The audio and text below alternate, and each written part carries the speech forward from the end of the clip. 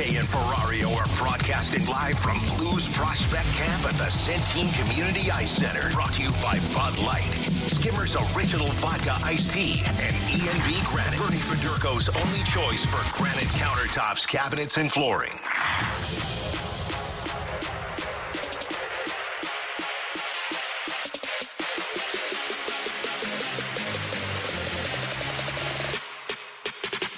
Corners are in dramatically.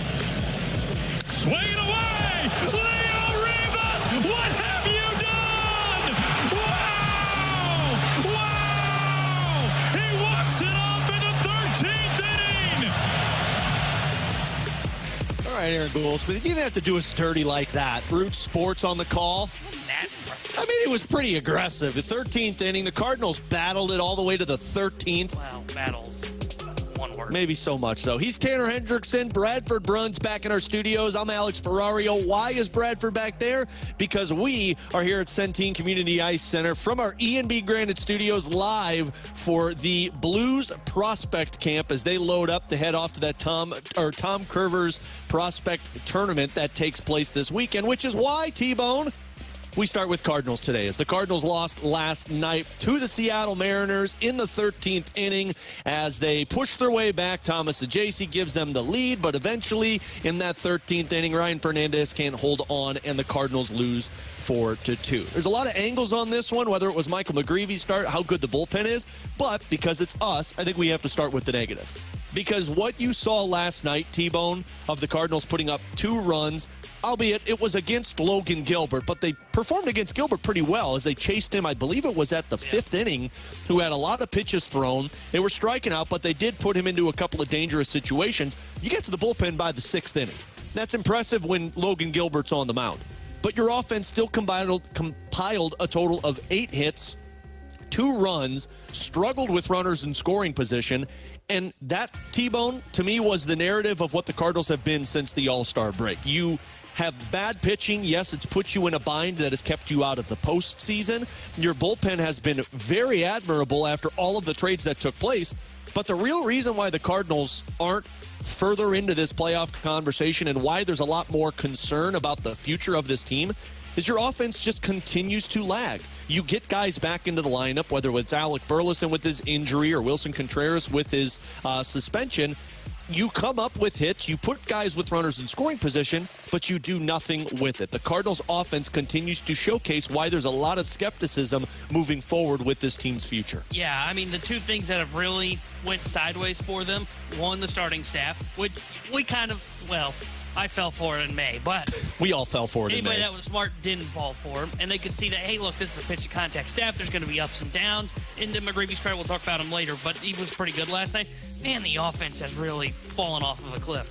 I was looking at the numbers, right? Because, it's been bad. It's felt bad. I was like, well, how bad is it really since the All-Star break? Bad. Yeah, it's a special kind of bad. They are 28th in batting average since the All-Star break at .230, 296 on base, which is 30th, last in Major League Baseball, and a 296 slug, which is 30th since the All-Star break. They're not hitting. They're not hitting for power. Last night they couldn't come through with runners in scoring position, and we looked this up. Since the All-Star break, they are at an 80 WRC plus. They're not hitting. They're not doing much damage with runners in scoring position. Your favorite stat? The offense has just gone completely cold, and it probably extends even beyond the All-Star break that have occurred, but not enough to this point, right? Like, yes, you had some guys out. Mason Wynn's been fighting through a knee injury. It shouldn't still look this bad. This has been a major problem for the Cardinals, and it's a big reason why they're struggling, right? They could make up for bad pitching if you have an offense that's there. It can help you out. The one reason that they continue to float right around 500 is their bullpen. Their bullpen again last night was incredible in that game. Yeah.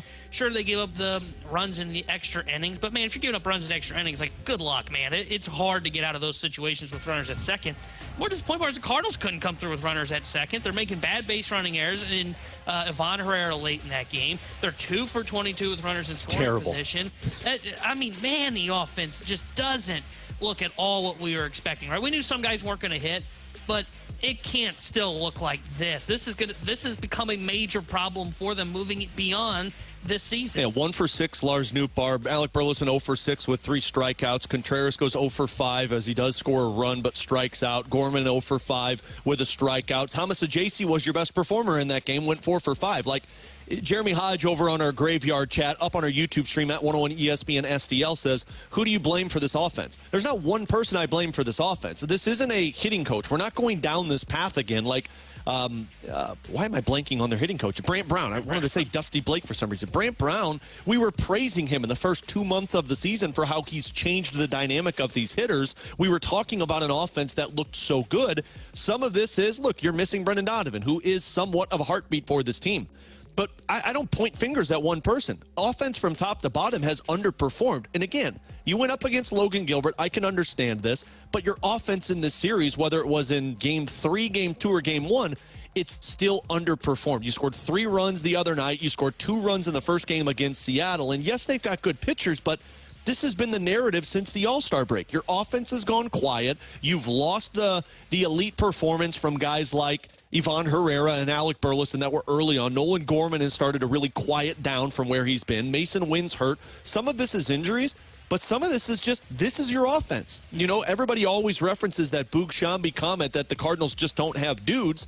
Once again, they just don't have dudes. So this is just where they're at with the offense, and unfortunately, it's why there's so much concern about what the future could potentially look like for this team. And when you look at their regulars, and you tell me if you think you agree with this, and look, some of these guys have been either out, like suspension for Contreras or Donovan, who is on the IL and they're expecting back. But you would agree, the regulars for the Cardinals at this point, Gorman, Burleson, Herrera, Walker/Nootbaar, Scott, Wynn, Donovan, Contreras, Pajes. Yeah. I don't throw Arenado in there because he's been out for so long. I mean, you could if you wanted to, but he would fall into this as well. Of all those guys that I just said, 3 of them are above league average on the year. Or excuse me, 4 of them are above the league average on the year. And Donovan, who's been out for a long time, yes, that will hurt your offense. It shouldn't affect it this much, right? He's 12% above league average. He's a really good player. You just don't have those guys like you're talking about. The highest OPS plus of those regulars is Herrera, who's 29% above league average. And look, there are positive signs from him because he has really turned things on here in the second half. You're starting to see more power again, which was the biggest question mark. That's really like the only positive that you can look at for the offense right now and say, well, at least that's going well for him. It's okay, yeah, but that's just one guy. This isn't a one guy can save everything for the Cardinals. They wanted to build this kind of pack mentality we talked about, right? They wanted to be like that 2013 offense that BK was talking about. You got to have guys like the Brewers where a bunch of them are above 20% above league average, not 4 of them, and one of those guys is on the IL right now. Yeah, so on the other side of it, though, because it wasn't all doom and gloom, despite them losing in 13 innings and their offense going 2 for 22 with runners in scoring position, I needed to shout that one out for everybody. Michael McGreevy looked good. A quality start, 6 innings of work, 5 hits, 1 earned run, 4 strikeouts. I think he had a pretty decent amount of swing and miss stuff, if I'm not mistaken, but I don't really recall when I was looking at those stats earlier in the game last night. This is the thing, though. Like, Michael McGreevy can have that type of start, T-Bone, and it doesn't get me back to the point where it's like, oh, see, there's the upside we're talking about. Look at every other start for Michael McGreevy since the month of August. 6 innings, 1 earned run last night. 4 innings, 6 earned run the previous start. 6 innings, 1 earned run. 6 innings, 4 earned run. 6 innings, 2 earned run. 6 innings, 3 earned run. 6 innings, 0. 6 innings, 4. He's giving you innings no matter what. But because it's that pitch-to-contact style of hitter, one game you're going to look good, another game you're not going to look good. So that's just where they're at. The Cardinals have a lot of these guys in their system. But, look, it was a really good start from Michael McGreevy. He navigated through some danger. Gave the Cardinals innings, which is what they desperately needed. Yeah, I was listening to a podcast a couple weeks ago, and they said whatever happened to the 6-inning, 4-earned or 5-earned starter, or the 7-inning guy that would do that, McGreevy's that guy. McGreevy is the guy, and last night he was really good where he gives up the 1 earned run. I think over his last 10 starts, he's covered 57 2/3 innings. He's got a 4.53 ERA, doesn't have a ton of strikeouts in that stretch, 31. This is kind of who he is, and that's okay. Like, this is a really good starter for the Cardinals to develop. Is there much upside to him? Probably not. At times, he does look like he's got a little bit better swing and miss than you would expect, but he's going to be a guy that is efficient in his outings and should be able to eat 6 innings for you constantly. Now, that doesn't mean he's going to give you a quality start every time. Like you mentioned, some of them, like last night, 6 innings, 1 earned, and then you have the one that really got away from him in his last start. That's just a blip on the radar. But go back to his Pittsburgh start. Kind of has a tough time figuring it out early on. Goes 6 innings, gives up 4 earned runs, and ends up striking out 7. He's capable of that. He's going to be the guy that gives you a chance in every ball game, right? He's going to be able to give you typically 6 innings, and that is a major win for the Cardinals to develop this guy. He probably settles it as like a 4 for you, maybe a 3 on a really good year. Yeah.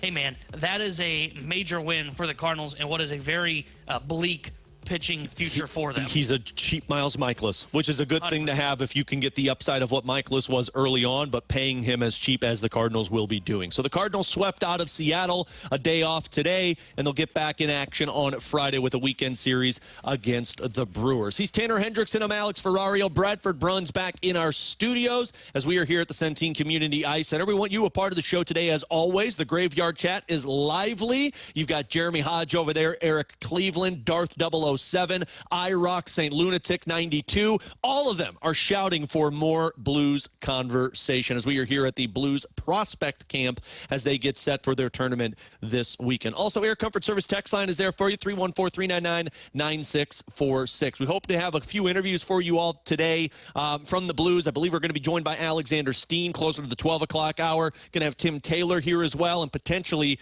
Dalibor Dvorsky and Justin Carbonneau. So stick with us today. We'll come back with some more Blues hockey conversation because there was another list on The Athletic, T-Bone, and this one didn't get me that upset. No, that's shocking. I'll explain why, and we'll talk a little bit more about the upcoming training camp that starts next here on BK and Ferrario. The Spread Zone, where sports betting meets reckless optimism, questionable logic, and the occasional stroke of genius. With hosts Anthony Stalter, Tim McKernan, and Scott Rizzuto. Check out the latest from the Spread Zone at 101ESPN.com or the 101 mobile app. The Spread Zone is brought to you by FanDuel Sportsbook. Make every moment more.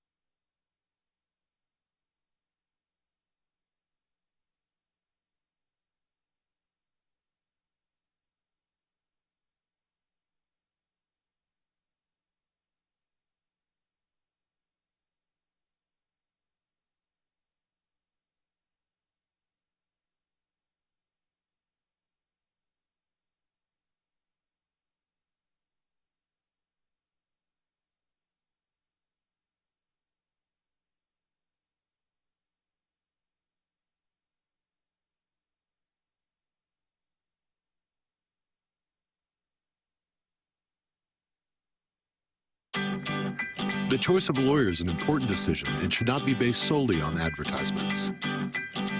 At Brown and Crouppen, we get that after an accident, money's tight. That's why we offer so much for free.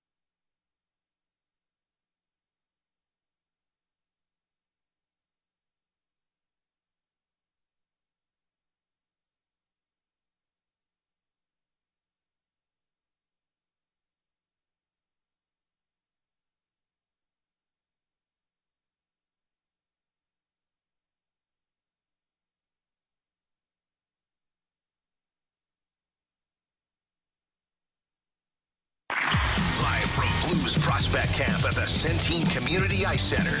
This is BK and Ferrario on 101 ESPN. Brought to you by Bud Light, Skimmer's Original Vodka Iced Tea, and E&B Granite. Bernie Federko's only choice for granite countertops, cabinets, and flooring.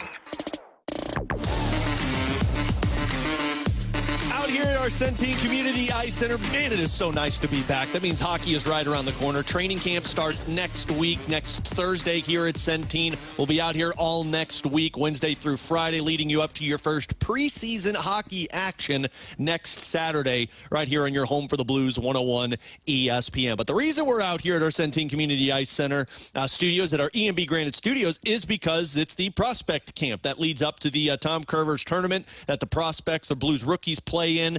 They do this every year. Last year it was played here. This year they head to Minnesota. They play a game tomorrow and on Saturday, which I believe is streaming on the Blues website. And because, T-Bone, we haven't had lines in so long, why not give you a little look at the line combinations? Yes, please. This is just going to warm everyone's soul after that Cardinals segment that we just did. This one from JR and Lou Korak, the prospects that were just practicing. They had Stenberg with Dvorsky and Carbonneau, Pekarchik with Stancil and Kaskamaki, Robertson, Yeko and Susuv, Stange, Dorian and Peterson, then Lindstein, Juracek, Burns, Buchinger, Fisher, McIsaac, and then Will Cranley is their goaltender in this one. The one you hone in on, of course, is that top one of Stenberg, Dvorsky, and Carbonneau. We're not going to get too deep into the prospects with this one, though, T-Bone, because The Athletic had a list out this morning that you and I saw, and it was a tiers list put together by Sean Gentile, Shayna Goldman, and Dom. Yes, Dom, that's right. And they went through ranking basically tiers of hockey players. It was the top 150 players in the NHL, and the tiers were your MVPs, your franchise players, you had your all-stars, and then you had your complimentary pieces. Stars also was in there. There were 5 tiers. It was all-star, star, then complimentary pieces. Cardinals had 6 guys on this list. Blues. And not Cardinals. You know what? I'm just going to end this segment. You take it, T-Bone. That was bad. The Blues had 6 players on this list. Robert Thomas was the highest. No surprise there, as he was in that all-star conversation. Then in the star, you had Colton Parayko, Jordan Kyrou. And then in the complimentary pieces, you had Pavel Buchnevich, Dylan Holloway, and Philip Broberg. So 6 guys in the top 150. They had, what was it, T-Bone? 4 in the top 60 with Thomas, Parayko, 3 in the top 60. Thomas, Parayko, and Jordan Kyrou. The part that stuck out to me, and I'm curious what stuck out to you on that list, T-Bone, was I think the Blues could have more guys higher up on that list, if not more guys enter that list. Because 6 guys in total, where you had Robert Thomas the highest, I do think you'll see guys like Kyrou and Parayko lean more towards that all-star conversation rather than the star category. And I think you'll see a Holloway and Broberg move a little bit higher up, but that doesn't even include the potential of what Logan Mailloux could be or Jimmy Snuggerud. And I don't think Jake Neighbors ever touches star conversation, but could he be in the complimentary piece? I think absolutely. So I'm not trying to get too far out in front of my skates with this one, but it's Blues season, so this is how this typically goes. But I do believe the Blues are in a good position to have 6 guys on this list, and none of them at the MVP or franchise players. But if you've got 5 guys that could be close to all-star conversation with the potential of a couple of mores, man, that's what the blueprint of the Blues tried to do in 3 years was, and they've done it successfully. Yeah, you know, I was kind of looking through this list and saying, okay, like, what do other teams have, right? And, like, you look at the Stars, and it's, like, an insane number of, like, 8 or 9 inside, like, the top 150 on this list. The nice part that you look at this with the Blues is they're kind of right there with some of the teams that you would want them to be with, right? Colorado's a little bit in this range of about 6 players. It's kind of where you want to be, unlike where you look at like Detroit and there's 2 guys on the list. And it goes to show you what they've been able to do, which is they've been able to really get this group together. And the fact that they have Holloway and Broberg on this list, and I agree with you, they have a chance to really move up another category if they can put together a full, healthy season. It just goes to show you how quickly they were able to kind of accelerate this retool, and I'm 100% with you. I think there's a chance that we could be talking about Snuggerud. I don't know if it's at the end of this year or if it is more going into the end of next season, because I still want to give him some of that leeway for being a rookie. Same with Logan Mailloux. For sure. But they definitely have some pieces that can potentially slide up into this conversation even more, and this is what the Blues need to be, right? If you're not going to be built on a superstar, if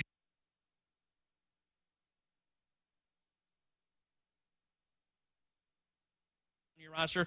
What you have to have is you have to have guys that are complement, like you have to have multiple of these guys, right? You got to do the pack mentality. That's what you've got to do. And this is an example of this, right? When you've got multiple players doing this, that is pack mentality, and that's what the Blues want to be. And they are getting closer to that as we've talked about that this offseason. Yeah, the pack mentality is the way they've always gone this one. Bradford, by the way, we have a little bit of echo in our ear, and I think we've dropped on the YouTube feed, so if we can figure that one out as we move along here. But the pack mentality is what the Blues have talked so much about. Those complementary pieces in the third and fourth line.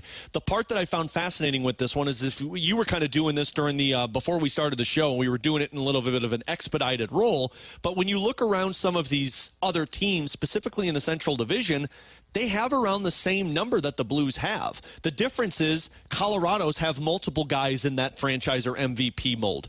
Dallas has multiple guys in that franchise or MVP mold. But the Blues have never been one of those teams. Maybe it's been for their demise, maybe it's been for their perfection, considering they're always successful. But to have multiple pieces that have the potential to move up, that's what you wanted in this blueprint, this rebuild scenario that the Blues were in. But for right now, the Blues can pounce off of this because they got a lot of guys that I think the book is out on that they don't really know so much about yet, with the potential of them becoming something. And that leads me into the other piece that I saw over on The Athletic, which was from Jeremy Rutherford. And he did the channel now, but JR did the 5 storylines that are going to go into this training camp.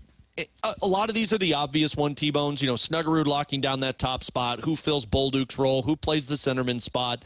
But one of his storylines kind of plays into the one that I don't really think JR honed in on too heavily. Who's that identity line? Because that's really what the Blues thrived off of last year. And we talked a little bit about this yesterday. They have 4 or 5 guys that could be fighting for one of those spots. But to me, and we talked about this with Joe Vitale on an upcoming episode of the Last Minute Blues podcast, Joe said that the conversation with Jim Montgomery last year in December was, I knew that we had a successful team when I figured out we had an identity line. And he pulled his team together and basically told the Blues roster, I need you to start playing more like these guys. You've lost Faksa. I don't know what that fourth line is going to look like. I don't know what that role is going to be. The hype and expectation and excitement for the top 9 forwards is true for every Blues fan out there. But for that to work, you always have to have that identity line. So that's going to be at least one storyline that I'm watching, which potentially could play into this prospect tournament if somebody steps out of their comfort zone. So it's interesting you bring that up because I did, you mentioned that. This is where I think we've gone back and forth. Not so much that I don't think that you have to have an identity line. Like, I do think it is helpful to have one. My question is, do you have to have that coming out of camp?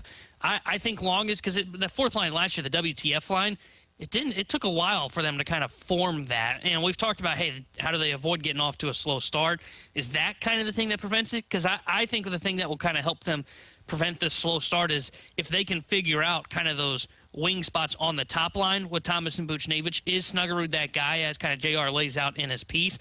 And how do they replace the scoring production from Zach Bolduc? Because you just plucked 20 goals basically out of your lineup, and if he does take the next step with Montreal, you're talking like 30 goals potentially that could have been on that third line wing or even higher in your lineup. So those are the 2 spots that I'm looking at. I'll be curious to see how they kind of go through things because there are guys that can't play into this. Could they decide to bring Dvorsky with him if he impresses in camp and play him on the wing? He's got a great shot, as we know. Same with a Carbonneau, right? He kind of plays more in that a physical role, more of the get to the front of the net. Well, they want to bring that with them, as we've talked about.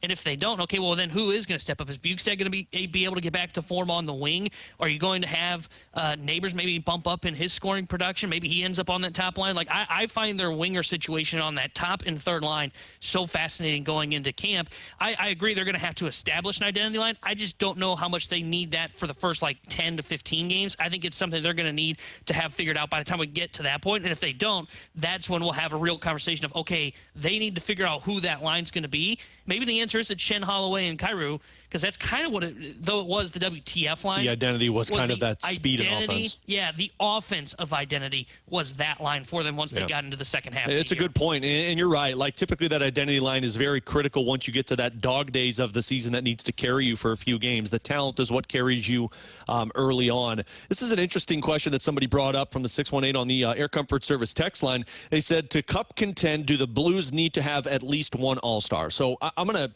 change this a little one bit because they do have an all-star, and that all-star is Robert Thomas. Do the Blues have to have a franchise player on this list for them to compete? For you to look at that team and say that's going to be a dangerous team, do they have to have a franchise player? Because some of the guys, I won't go through all of these, but here's some of the guys on this list. Sidney Crosby, pretty obvious, but Pittsburgh hasn't been a competitive team for a couple of years. Rasmus Dahlin, Buffalo has missed the playoffs for, the last 17 seasons? The rest of this one is typically playoff contenders, but, Jack Hughes is on this list. New Jersey just made the playoffs last year. Mikko Rantanen is on this list. He was moved from one team to the other, and both teams made the playoffs. Zach Werenski's on this list. Columbus hasn't been a playoff team. I don't know if it's necessary for the Blues to have a franchise player. I think it is necessary for the Blues to keep 5 to 7 players somewhere between that all-star and star conversation, which is why some of these guys on this list I find fascinating. Yeah, see, I would almost say you probably have to have one of those guys move one into franchise player? Yeah, move into in a franchise player, the Athletic defined as like a top 30 player in the National Hockey League. And the reason I say that is, though they're calling these franchise, I would call these guys superstars too, potentially. Like I would argue with Dahlin, but like Crosby to me still superstar. I mean, Dahlin's a stud. It's just you're on a terrible team that doesn't. I call to me as a superstar. You're nitpicking when you're talking about superstar versus franchise player, but I would say yes, because I look at the way the NHL has gone over the last couple of years. And it's hard to point to a team that made it without a superstar, right? Because I would call Brady that for Florida. I would call Brady Tkachuk a superstar. With Edmonton, they've got 2 of them. It's McDavid and Draisaitl, and they make up for most of the warts that are on that roster now. Have they won? No.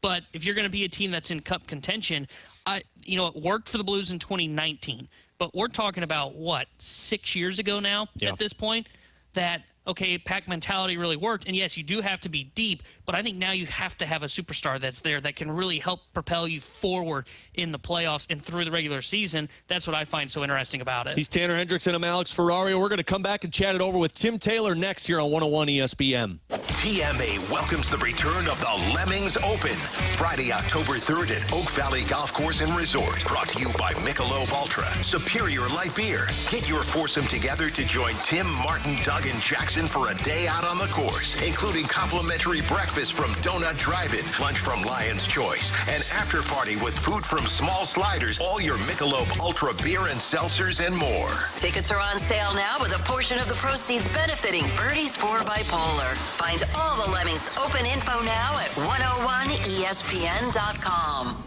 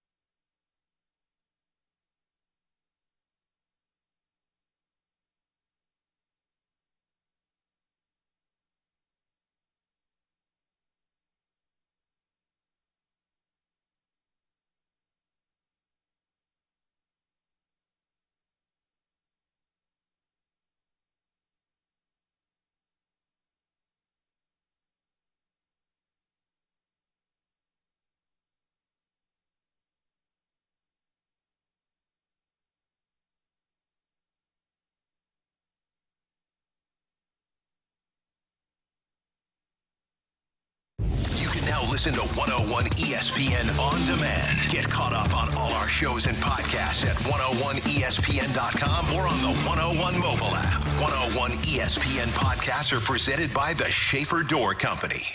101 ESPN Sports Center. Cards can't sidestep sweep. I'm Bradford Bruns with this Sports Center update powered by Saliga Heating and Cooling. Last night at T-Mobile Park, surging Seattle edged St. Louis 4-2. The Mariners captured their 5th consecutive win, while Ollie Marmol's team fell 3 games below 500. STL is idle today before visiting first place Milwaukee. Puck's Blues prospects have descended on Centene Community Ice Center. Training camp officially gets in full swing next week as new Director of Alumni Barrett Jackman spotlights Jimmy Snuggerud. Just kind of like you don't want to put too much pressure on the kid, but if he goes out there, has fun, is playing with a guy, either Thomas, Buchnevich, Shen, Holloway.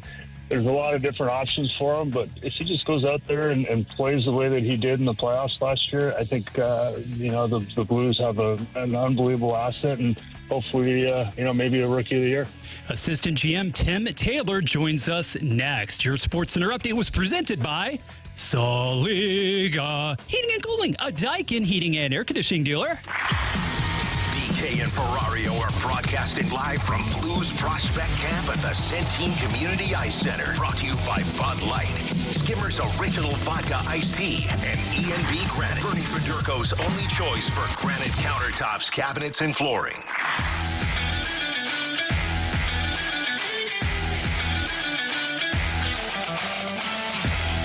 Alongside Tanner Hendrickson, Bradford Bruns, I'm Alex Ferrario. We are joined now here at our Centene Community Ice Center, E&B Granite Studios, with the Assistant General Manager for the Blues, longtime Director of Player Development. He is Tim Taylor. Tim, it is always a pleasure to get to have you swing by, and it feels a lot like hockey season when we're talking prospects at this time. It gets exciting, doesn't it? Again, just watching their practice now and seeing what these kids have gone through in the summer and the development they've made in their bodies. And wow, I stress this with the Blues fans. It's exciting to be a Blues fan right now. Obviously, with the jump that we made last year and the development and growth with some kids last year, with Snuggerud coming in and playing as well as he did in the regular season and the playoffs, and seeing Dvorsky and these kids come forward in this first day is real exciting. That was the first thing I thought of, Tim, because you've been with the Blues for some time now, but when you look through the list of guys that are performing out there, whether it's the Stenbergs, the Dvorskys, the Carbonneaus, who was just drafted on defense, Juracek, Lindstein, is this the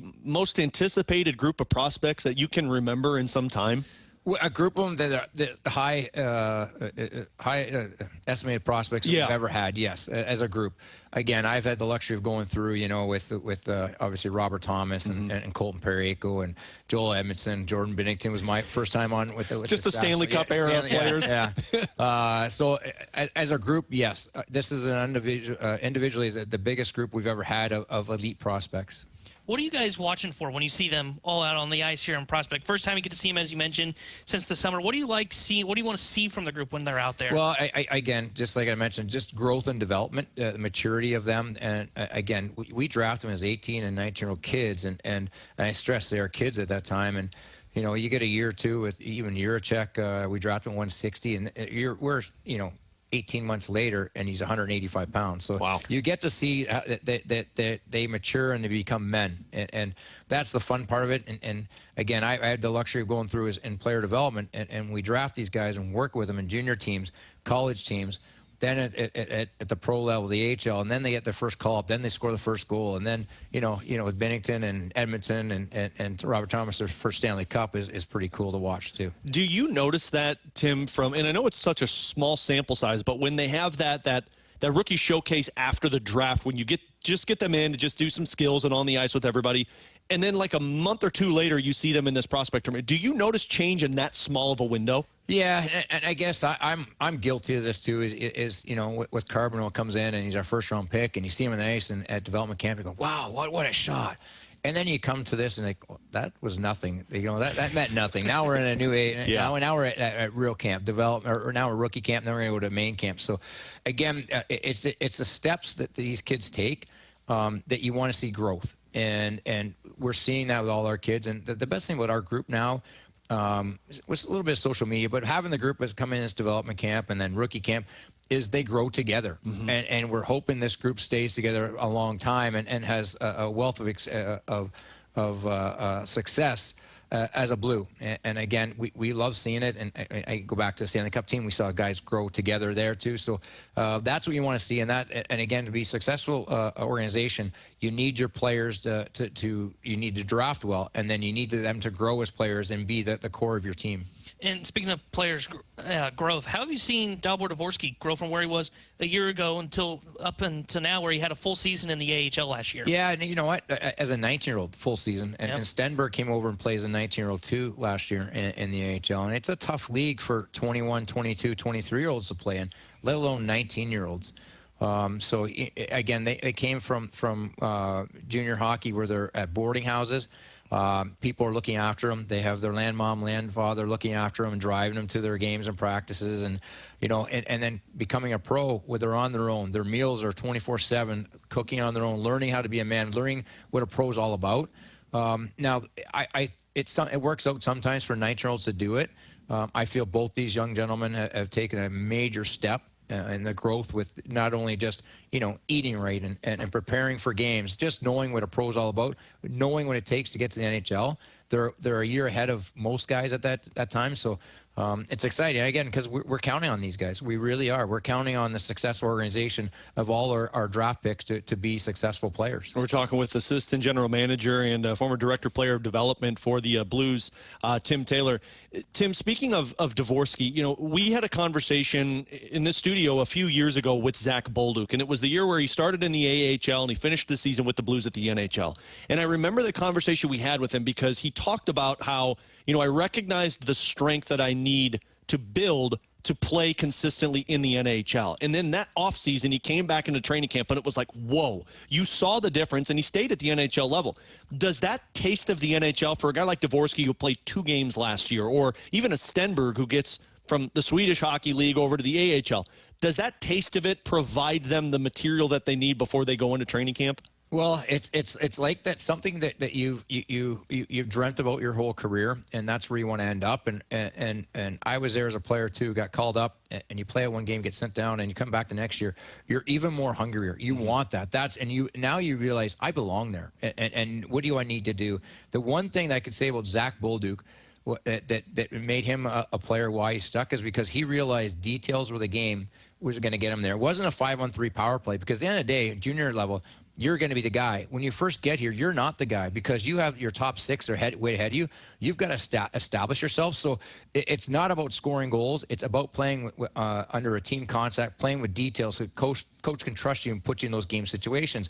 And Zach was a perfect example of how he transitioned from his junior hockey to pro level under Drew that first year, and then last year stuck. And again, Jim Montgomery and his staff have done a wonderful job with him. Obviously, we wish him all success with Montreal Canadiens, but he was a really good player for us, and he exemplifies what we want and growth and maturity of our prospects, because he got it. He understood. He wasn't thinking too far ahead. He came in that first year of pro hockey and knew I had to be in the AHL, and then learned what he needed to do better to get to the NHL. Got that taste, played like 20 games the prior year at the end of the year, and then last year never looked back, and now he's a full-time NHL player. And again, that's the process we're looking for every one of our prospects. And is that kind of like you mentioned the process and kind of learning from juniors? Juniors more of an open game. When you talk about like defense for centermen and learning kind of the two-way game, right? Not only getting up in the offense, but helping in the responsibilities getting back defensively. Is that one of the bigger kind of learning gaps that you see from juniors up until you get to the pro level at AHL? It's the biggest. It really is the biggest, because at junior level, you're expected to put 100, 120 points on the board. You can get by with not taking a check or not winning a key face-off, but you get to the NHL level or the pro level, you got guys already doing that. So you have to figure out a role. How do you fit in pro-wise? How are you going to get to the next step? We don't automatically just put you in a situation you're going to be on 5-on-3 carrying the load. So, again, you have to understand that it's a process. And to get there, there's one step at a time, and it's details, it's playing hard, understanding the coach has to trust you and put you out there. And then all of a sudden, now you're on the 5-on-3, now you're on the 5-on-4 PP. So you gotta get your foot in the door and understand how you get in the in the door, and then there's sustainability. How are you going to sustain it? What are you as an NHL player? What are you as a pro player? A couple of guys, Tim, Taylor, I want to talk with you about. One you mentioned a little bit ago was Justin Carbonneau. I mean, the excitement from Blues fans from the moment he was drafted up until coming into this prospect camp has just skyrocketed. What has stood out to you just about him as a player and the growth that you've seen in a small amount of time? Well, it has been a small amount of time. Obviously, we saw him in July after the draft in June. He came here, and I saw him at the World Junior in Minnesota evaluation camp. What's impressed me about him, his maturity, just that he's big and he's strong. He's got a smile on his face each and every day. He's willing to work. He's willing to listen. He's willing to take criticism to understand it's for his improvement. It's short sample size, so I'm really looking forward to really game situations because in Minnesota, Team Canada came in and they practiced one time, then a little game amongst themselves, then they start playing. But I want to see him in a real situation. And again, this prospect camp, and the rules passed where you had 20 guys 20 years old or younger. You might have a couple guys of 21, 22 coming to college. But now it's under entry-level rules. So anyone that's on an entry-level contract could still play in this. So we have guys that are going to the third-year pro hockey that have played 2 years in Springfield that can play in this. So the competition is much higher, and you're playing against guys that are going to be in the AHL, NHL. So I'm really excited to see where his game is at the level we're going to play at. Obviously, he's going to start out with two really big guys on his line, so with Dvorsky and Stenberg. So it should be a really good line. Again, every one of our prospects, we believe, have a chance to make our team in the future. So we're looking forward to seeing every single one of them. And what about Adam Yurchek, someone that's dealt with injuries, so he's had a little bit of an unfortunate time since you guys have drafted him. But what have you guys seen from him and his growth? Well, his growth has been really good, the path he's taken. Here's a kid that really got injured, I think, in December 2024. 23. So turned out the clock in 24. So we draft him in 24. He didn't get to play. We draft him. He doesn't get to come to training camp. He's still doing his rehab on his shoulder. We send him to Brantford end of October. He plays a handful of games, gets hurt. Then he's back up and running a week before the World Junior. Comes in and plays World Junior, so he can play 5 or 6 games before World Junior. Has a great tournament. Comes back. He gets injured again. And he took a foot. And then he battled through an injury in the playoffs. We drafted him at 160 pounds. 159 pounds, and then now today he weighed in at 185 pounds. Wow. And that's 18 months later. So now we're again, the excitement with these guys is seeing the growth within maturity with them, and just talking to him today and last night, he seems like he's more at ease of where he is. He's not as nervous. He's not looking around wide-eyed. He knows this is his second training camp. His first really being involved, but second knowing all the people around him and his surroundings. So I'm really looking forward to see what he can do. I mean, he's a guy that really, at the end of the day, not playing any games, he rose to another level. Now with all the preparation he has, I'm excited to see how much he can rise at doing all the work he's put into. Final question for you, Tim, and again, we appreciate you swinging by with us today. You know, from a front office perspective, when you're watching these guys, when you get into this camp, and then when you get to the actual training camp, are there certain elements that you're watching for that you kind of say, okay, these are building blocks to focus in on with the players? And we've seen this notoriously. Young guys always come in with their gangs busted ready to go, and they always seem like, okay, this guy has a chance to make it. From what I learned is it just let the process take its due time and let these guys go through it, because there's going to be days that they feel really good. There's going to be days that they had come down, and it's the days they feel down is we need to pick them up and, okay, let's go. This is a process. This is what it's all about. Don't think that you're the first guy that's gone through it. They all go through it. So what we're looking for now at the end of the day for training camp is just to see the growth in each guy. And I keep saying this, it's a redundant word, but we want to see growth every year for these guys. And then when we think they're at that point where they're ready to make it, then that's the big push. But at the end of the day, I'm really excited about this growth of this team and prospects, and really excited about our future. Well, Tim, I know Blues fans are excited as well. I'm excited that we've got hockey back. So thanks again for swinging by. Good luck in this weekend's tournament, and we'll see you next week for training camp. Thanks, guys. There you go. Tim Taylor with us. We'll take a break, and I believe we're going to be joined by Dalibor Dvorsky coming up next here on BK and Ferrario on 101 ESPN. Sunday, it's an NFL triple header. Game 1, Steelers and Seahawks. Game 2, Colts and Broncos. Game 3, Vikings and Falcons. Coverage begins Sunday morning at 11. Your destination for the NFL in St. Louis is 101 ESPN.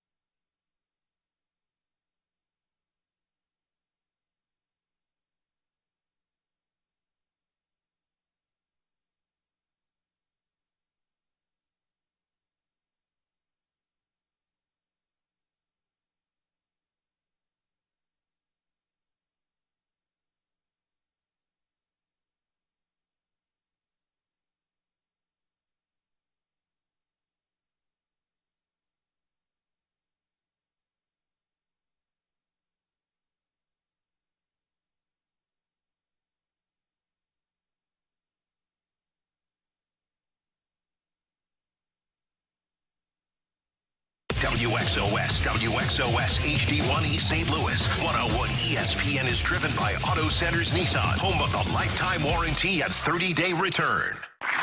Live from Blues Prospect Camp at the Centene Community Ice Center, this is BK and Ferrario on 101 ESPN. Brought to you by Bud Light, Skimmer's Original Vodka Iced Tea, and E&B Granite. Bernie Federko's only choice for granite countertops, cabinets, and flooring.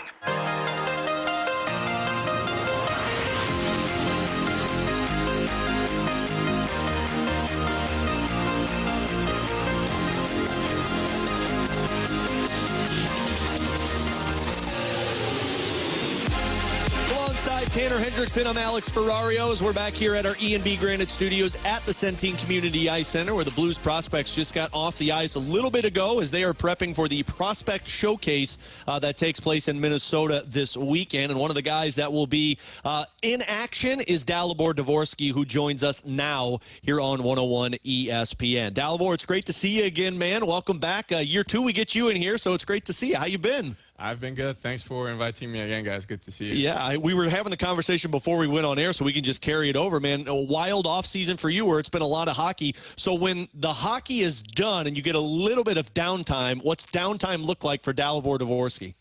I know. I'm just home hanging out with friends who I didn't see throughout the season. And, yeah, I had a little bit off and then got back to practice. But, I mean, it's good to have a little time off, but it's really fun and exciting to be back now. I got to go in again. Absolutely. And I would imagine for you, very hungry with this one. From last year playing, I think it was 61 games in the American Hockey League. We saw you for a couple of games up at the NHL level. What'd you take away from last season, Dalibor?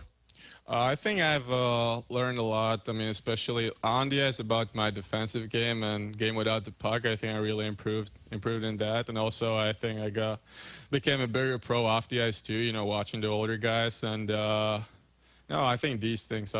I'm a better, more pro now than I was last year. That's what I feel like. It seemed like it was a fun group. Like, I had a couple of conversations with Konowalchuk last year during the season, just talking with him, and he said it was uncommon for him because you had a lot of younger guys, but for you, I have to imagine you have a group of players that are around the same age frame that have been drafted by the Blues. You're learning the first experience of the American Hockey League. That has to be a little bit easier rather than coming into an AHL team that might have a ton of guys who have played in the league for 10-plus years. No, yeah, it was definitely we had a great group of young guys, and I mean we've been on development camps together before, so it's we had a good group last year, so that made it easier for sure to be in the AHL. But I mean, also the older guys have been really good to us, so we had a great group, both older and younger guys. It's been a fun year last year. And Alex mentioned you got the 2 games here at the NHL level with the Blues. What was that like for you? You know, you're in the NHL now, played 2 games. What were the differences you saw from your time at the AHL and your quick couple games here with the Blues?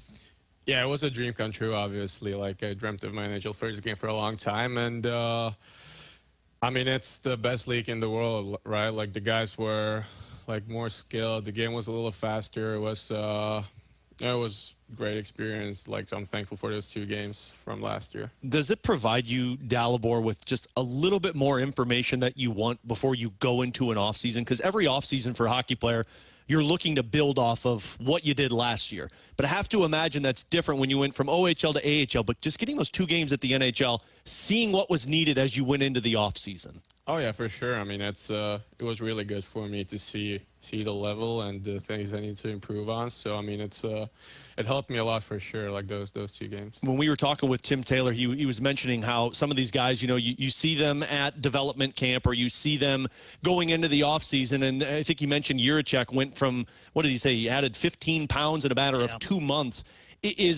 Is off-season strength the biggest focus for guys at your age, Dalibor, or are there other elements that you really hone in on? I mean, strength is a big part of the off-season too. Then speed as well. There's a lot of things guys work on. Everyone's different, but yeah, strength, speed, all these things. And what were kind of, you got your mentality training camps next week. What's your mentality going into training camp to try and crack the team coming out of camp? I mean, I go step by step. First thing, it's the rookie camp. I just try to play my game there and help the team win. And then when training camp comes, I just want to play my game and do the best I can on the ice to show the coaches what type of player I am. Yeah. And I just trying to play my game all the time, help the team win. That's what I focus on. I remember you telling us last year, I think it was during rookie camp or maybe it was development camp, you were living with 2 guys. I think it was Peterson and there was another one that you were living with. Are you still living with those same guys in the AHL last year? No. I mean, last year, I lived before the camp started. I was with Robertson, Buchinger, and Peterson. No, in the AHL, I lived on my own. Did you? Yeah. What was that experience like? That was good. I mean, I lived on my own before in Europe, so I'm kind of used to it. And I like it to get back home, maybe some free space. I like living on my own. I don't mind. Shut it down a little bit more, Matt, rather than 3 or 4 guys living together? Yeah.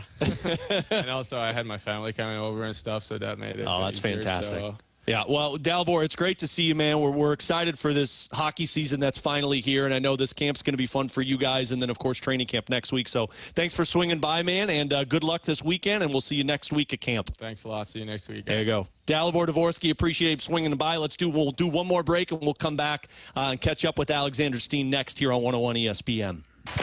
Want more Blues talk? Check out the Last Minute Blues podcast with Alex Ferrario, Donnie Fandango, and Jeremy Rutherford on 101 ESPN. The guys bring you the latest news and nuggets on your St. Louis Blues. The Last Minute Blues podcast is presented by Blue Note Roofing. Roofing, siding, and gutters. Your St. Louis roofing experts. Visit BlueNoteRoofing.com for a free inspection.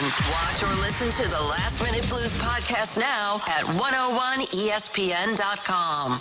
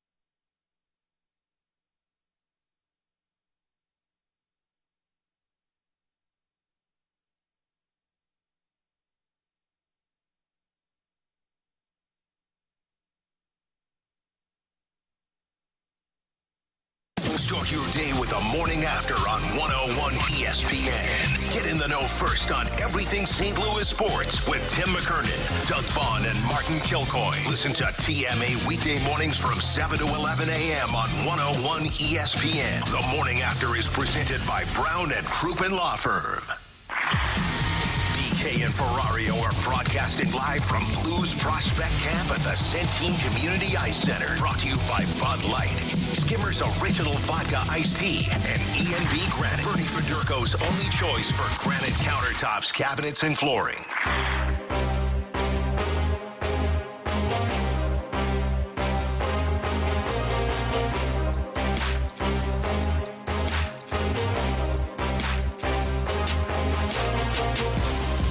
Here on BK and Ferrario alongside Tanner Hendrickson. I'm Alex Ferrario as we are live at Blues Prospect Camp. They get set for the Prospect Tournament this weekend out in Minnesota. And we just keep the line moving here on BK and Ferrario. So we just caught up with Tim Taylor and Dalibor Dvorsky. And now we welcome in the special assistant to the general manager, the GM in waiting, Alexander Steen, with us now. Steener, it's great to see you, man. How are you? I'm good.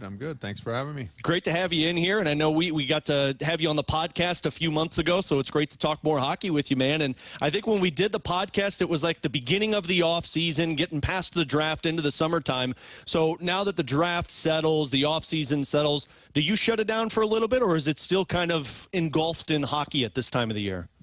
Well, now we're ramping it up here. So now it's nice to be back in the rinks again. Getting to see everybody starting to fall into town. And, the rookies obviously started today, and then seeing all the other guys roaming around the room gearing up for next week. Did you start to feel this as a player, like this time of the year? I know you're a week out from training camp, but when you were a player, there's plenty of – you have little downtime, but then a lot more of training and off-season work before the season begins. So at some point as a player, you just think, let's get this started.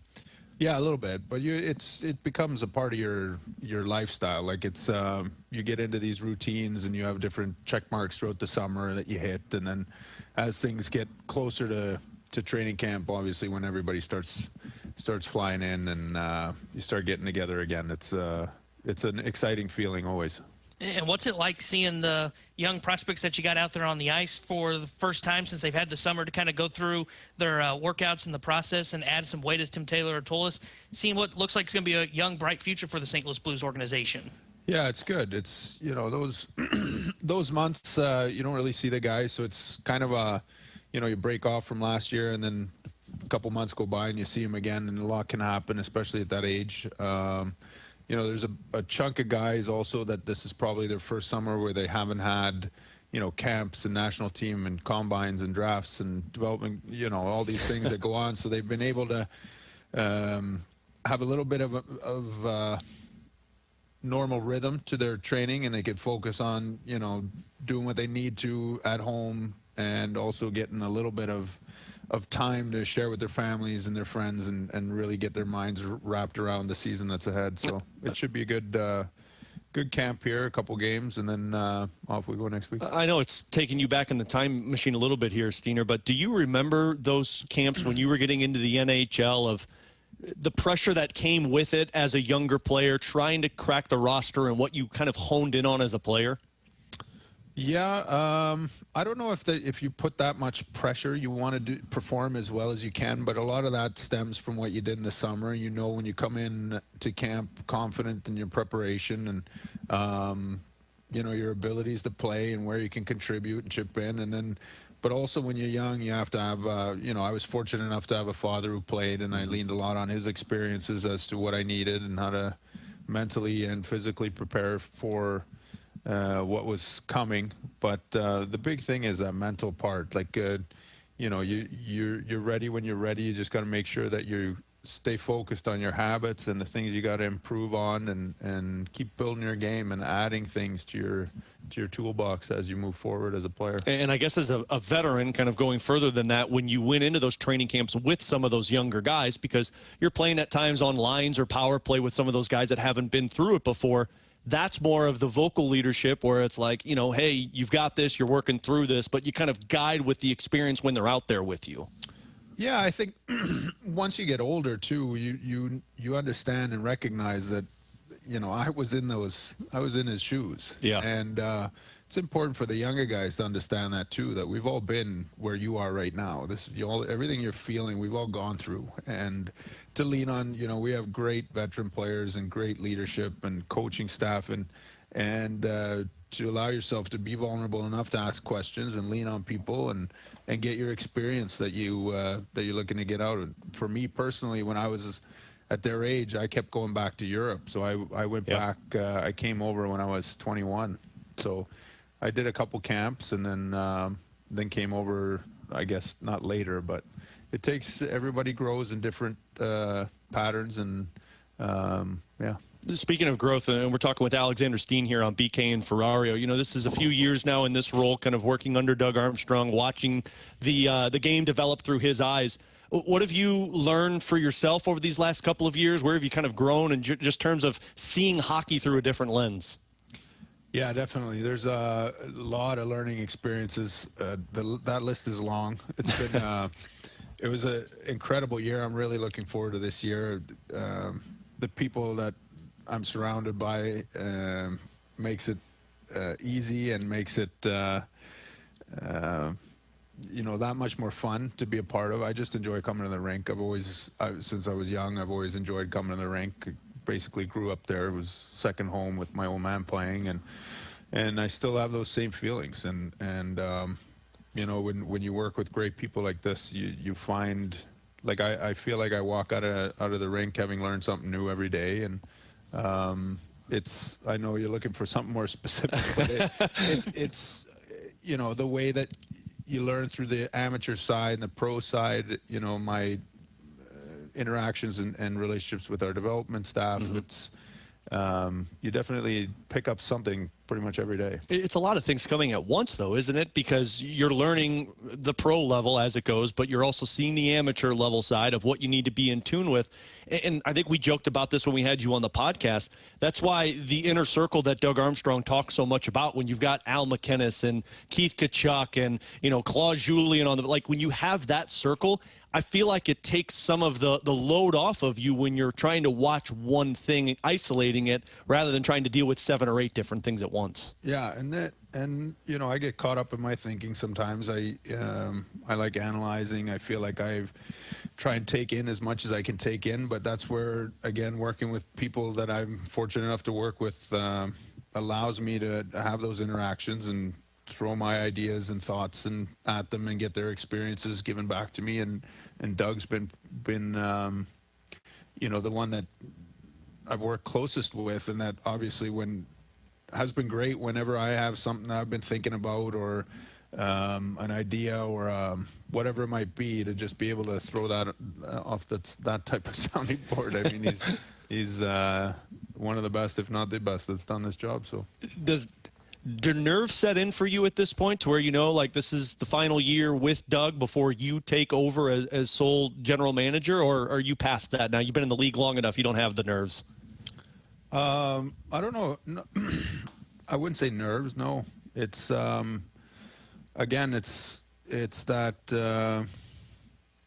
Yeah, I don't know. It's a good question. I haven't really thought of it, but it not nerves. No, excitement and. But I've been kind of treating it, you have a long-term vision, but at some point you end up kind of, what am I adding to my toolbox today, kind of thing. I've been kind of dialed into getting a good grasp of all these different departments. So I've had enough to think about than to just feel like I've been nervous. Just piggybacking off that, because I find that answer very interesting. Like, you have a long-term vision, and as a player, you've mentioned before how you're isolated on every single day, every single game. You're not going bigger picture. But when you're looking at a long-term vision, have you learned that at some points there's going to be roadblocks that you kind of have to stop and kind of take on as it is, and then move on to the next part? Like, it's not just focused on that big picture. You have to make different veers at different times? Well, I think with this, you got to do both. Like, you have to maintain that vision and plans that we have put together that we truly believe in, and then there's a day-to-day part of that as well, and making sure that you as far as the habits of not just yourself but everybody else, and that we're doing the things we conduct ourselves and handle things the way we said we were going to handle them, and make sure that that's up to date on every given day. But at the same time, you kind of use that end point, that end vision, as kind of your guiding star, I guess you would say. You look back at, is this progressing us towards that, or is it not, and then you kind of adjust your day to day from there. So it's a little bit of both. Kind of looking ahead to next week when you guys open up training camp, you guys are seeing Carbonneau here. He's at the Prospect Showcase. How excited are you guys to see him in his first training camp with you guys since you drafted him last year in the first round? Yeah, very. I mean, I think he's excited. It's opportunity to throw on an NHL jersey and go out and compete. I think these guys, a lot of these guys have grown together for a long time, and they've done a great job of bringing in the new guys, and it's become a good, tight group. Like, they stay in touch throughout the course of the year. Now a lot of them will be playing together in Springfield, but this is a high-character group, and they like getting along and hanging out with each other, and you can tell that it's been a point of emphasis for these guys to feel like they're growing together as a group, and I think that's something that guys like Carbo have a real quick time getting into that with the rest of the group, and I think they're going to enjoy playing these two games representing the Blue Note and all that hard work that the Blue Note represents. You got a couple more minutes with Alexander Steen, who has taken some time out to hop on here with us on BK and Ferrario. Senior, you've been in this situation before where a tough loss at the end of the regular season, you go into an off season. On the pro level, I have to imagine a lot of these guys just want the season to start for how that one ended. But did that kind of add on to the motivation and focus into an offseason when you have a tough loss like that at the end of a season going into the next one? That's a good question. I think it fuels the fire, definitely. You want to improve, but think the biggest thing is what are we learning from that? How are we getting stronger and better? And coming into this year, I know there's a lot of excitement, and the guys feel ready and anxious to get going. But you can't. Past success doesn't dictate future success. So we have to start over again and rebuild and remember all these hard things that we did over a long period of time to put ourselves in that position where we had them in that, and learn from it. So when we're back in those positions, that we understand how to handle them. And it wasn't just that last play, but the course of that series, what we did well and what we didn't. So we got to digest everything as a learning experience and move forward with them. Well, with that learning experience, I mean, a lot of guys, getting a taste of their first NHL postseason experience, or just guys in their first season with the Blues, it felt like it was a pretty important playoff series for a lot of guys to open up a window of a group of players that seemingly are going to be together for a while, with younger guys like Jake Neighbors, a Jimmy Snuggerud, and even a Dylan Holloway and Philip Broberg. Yeah. Yeah, and those are the games you want to play in. Yeah. That's why we play the game. It builds the culture a little bit, though, builds the culture moving forward a little bit more of what you guys are trying to establish. Yeah, and I think the players feel that excitement. Like, these are the games we want to play. But in order to play those games, we, again, have to go back and do those things that we talked about, or that they talk about, and that they started really, really pushing. Yeah. During that second half of the year. But a lot of that was built before, too.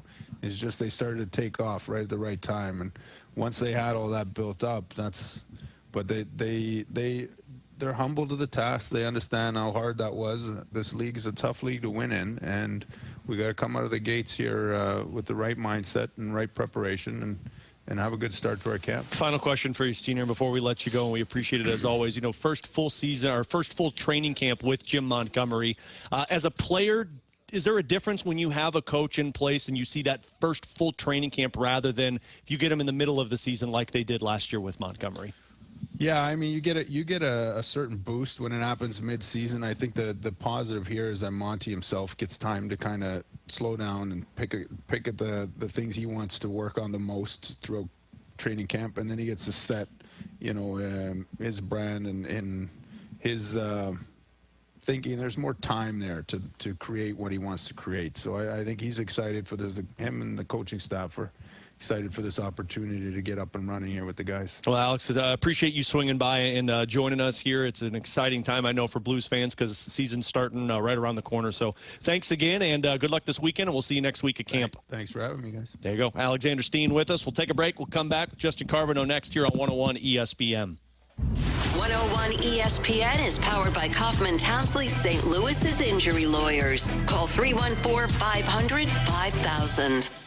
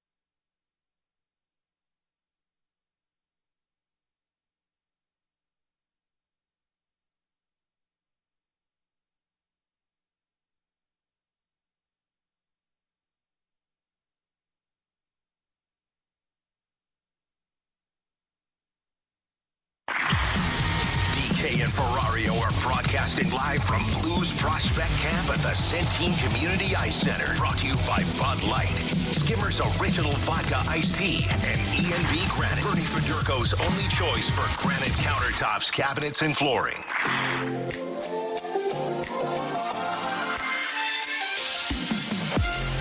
Shout out to the Blues PR guys, Roger Hacker and Brett coming through. I mean, we had it spread out a little bit, but it's just one after the other, having Tim Taylor, Dalibor Dvorsky, Alexander Steen. So helping us out big here at Centene Community Ice Center. And it's not over yet. We get the chance to catch up with recent first-round draft pick Justin Carbonneau. Second time getting to chat with him, who was here during the development camp. Justin, it's great to see you again. How are you? Great to see you. How are you guys? We're fantastic, man. I told you before we went on the air, I said, talk about a crazy few months. You go from getting drafted to making the decision to stick with your juniors team and then signing an entry-level contract. So first off, congratulations on all of that. Second off, how's that offseason treated you so far? Yeah, it's been busy. You know, first I came back to Quebec. my strength coach, my skill coach, and even my parents told me like it's gonna be a busy one. I didn't know what to expect. Now I know. It's been a lot of camps, a lot of decisions to make. But yeah, no, just grateful to all the opportunities that I got this summer. But yeah, it's been fun but busy for sure. I know you've talked a lot about it already, Justin, because everyone's asked, but. Just for our listeners, you know, how tough was that decision for you versus going back to juniors versus the college route? Yeah, I wouldn't say it was tough. I would say it's probably like you have to wait, you know, to take a good decision, right? So you have a lot of people to kind of, you know, hear their opinion. You know, I had to wait for the team to draft me. You know, I spoke with all the Blues staff, GM, you know, everybody around the Blues. I wanted their opinion, right? So what they think is best for a guy like me. And, you know, so, yeah, you have to really think about it to make sure you make the best decision for your career. And I'm 100% sure I make the good one. So, but, yeah, it's been long, but it's the best decision, I think. You mentioned it being a long offseason. What's something you focused on your game to work on during the offseason? Yeah, for sure. Like off the ice, it's probably like just getting stronger, right? Getting strong in the gym, stronger on my feet, that's for sure. And on the ice, but also off the ice, it's explosion. You know, getting quicker in small areas too. So it's things like that I work on the ice too. Yeah. When you were making that decision, Justin, did part of the decision weigh into, you know, being able to be a part of this training camp? Because I know as a college athlete, you don't get that opportunity. You go straight into the college season, but it is a luxury, I would imagine, to get to come to an NHL training camp and work with all of these NHL forwards. Yeah, yeah. One of the reasons was to be here. You know, I wanted to spend times with all the prospects, the staff, learn from the guys playing on the Blues, seeing what it's like to be a pro in training camps and you know, a daily basis, right? But you know, the big reason was you know, my teammates. I spent 3 years with them, you know, bonding and creating someone, you know, something big. You know, we want to win the Cup this year in Blainville, so to kind of leave that would be hard for me. You know, I know I'm the one signing contract and being here, but you know, it's a cliche, but you know, I wouldn't be here without them, you know. So the last 3 years, they helped me grow as a player, as a person. So it would have been kind of selfish to kind of leave that. So I wanted to stay with them and then win a cup. Yeah, well, and we had the conversation with Jimmy Snuggerud when he made the decision to go back to college. And the other factor into it for him was, you know, I wanted to learn a little bit more of what it took to be a leader. And you've been with your team, like you mentioned, in juniors for 3 years now.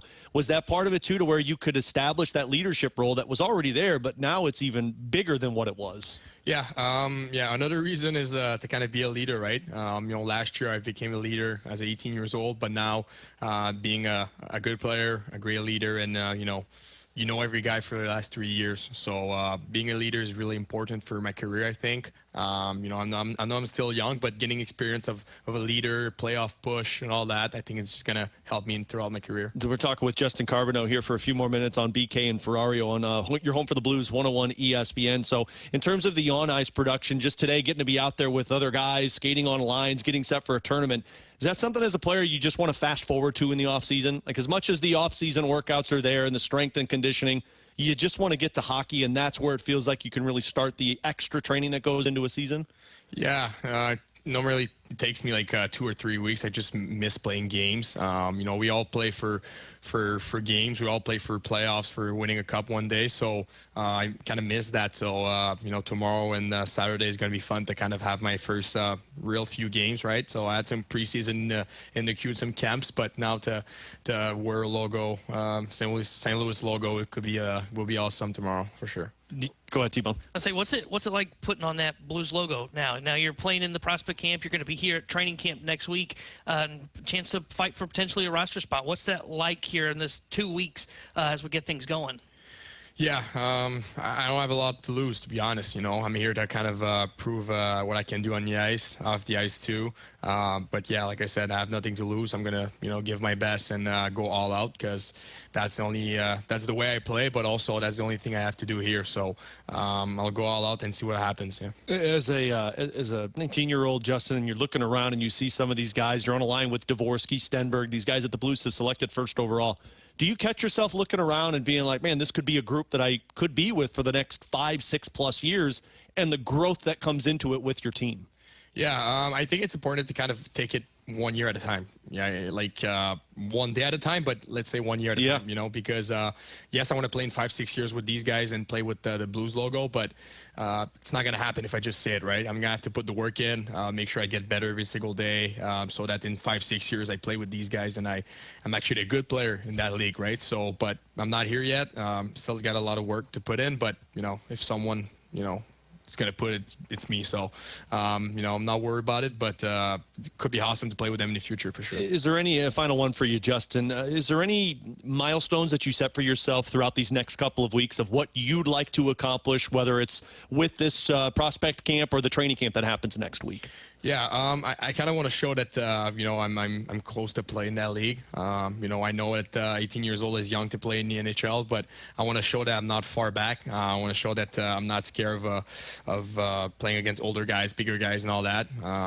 Go all out, like I said, and show the power forward, the shooting mentality that I have on the ice. Are you living with a couple of the other prospects, or are you living with any of the NHL players, or are you by yourself at this point? No, with the prospects. Okay. So, it's fun to kind of hang out with them and get to know them. Met them at Def Camp, but, some guys that I haven't met yet. So, no, it's fun to spend time with them, yeah. I would imagine living with four, because you do that in juniors as well, or do you live with a specific family? Yeah, in junior I live by myself in a family. Okay. It's a little different, Yeah. You're with you're like with your buddies, your teammates, but in junior you live with a family. It's different, but both are fun. Nothing wrong with either one of them, right? Exactly, yeah. Well, Justin, it's great to see you, man. I know so many Blues fans. We've been hearing it for the last couple of weeks, how excited they are to see you in action. So good luck this weekend. Good luck next week at camp, and we'll see you around the rink. Thank you, guys. Appreciate the support. There you go. Justin Carbonneau with us. We'll take a break. We'll come back. We'll finally get to some of your questions and answers next here on 101 ESPN.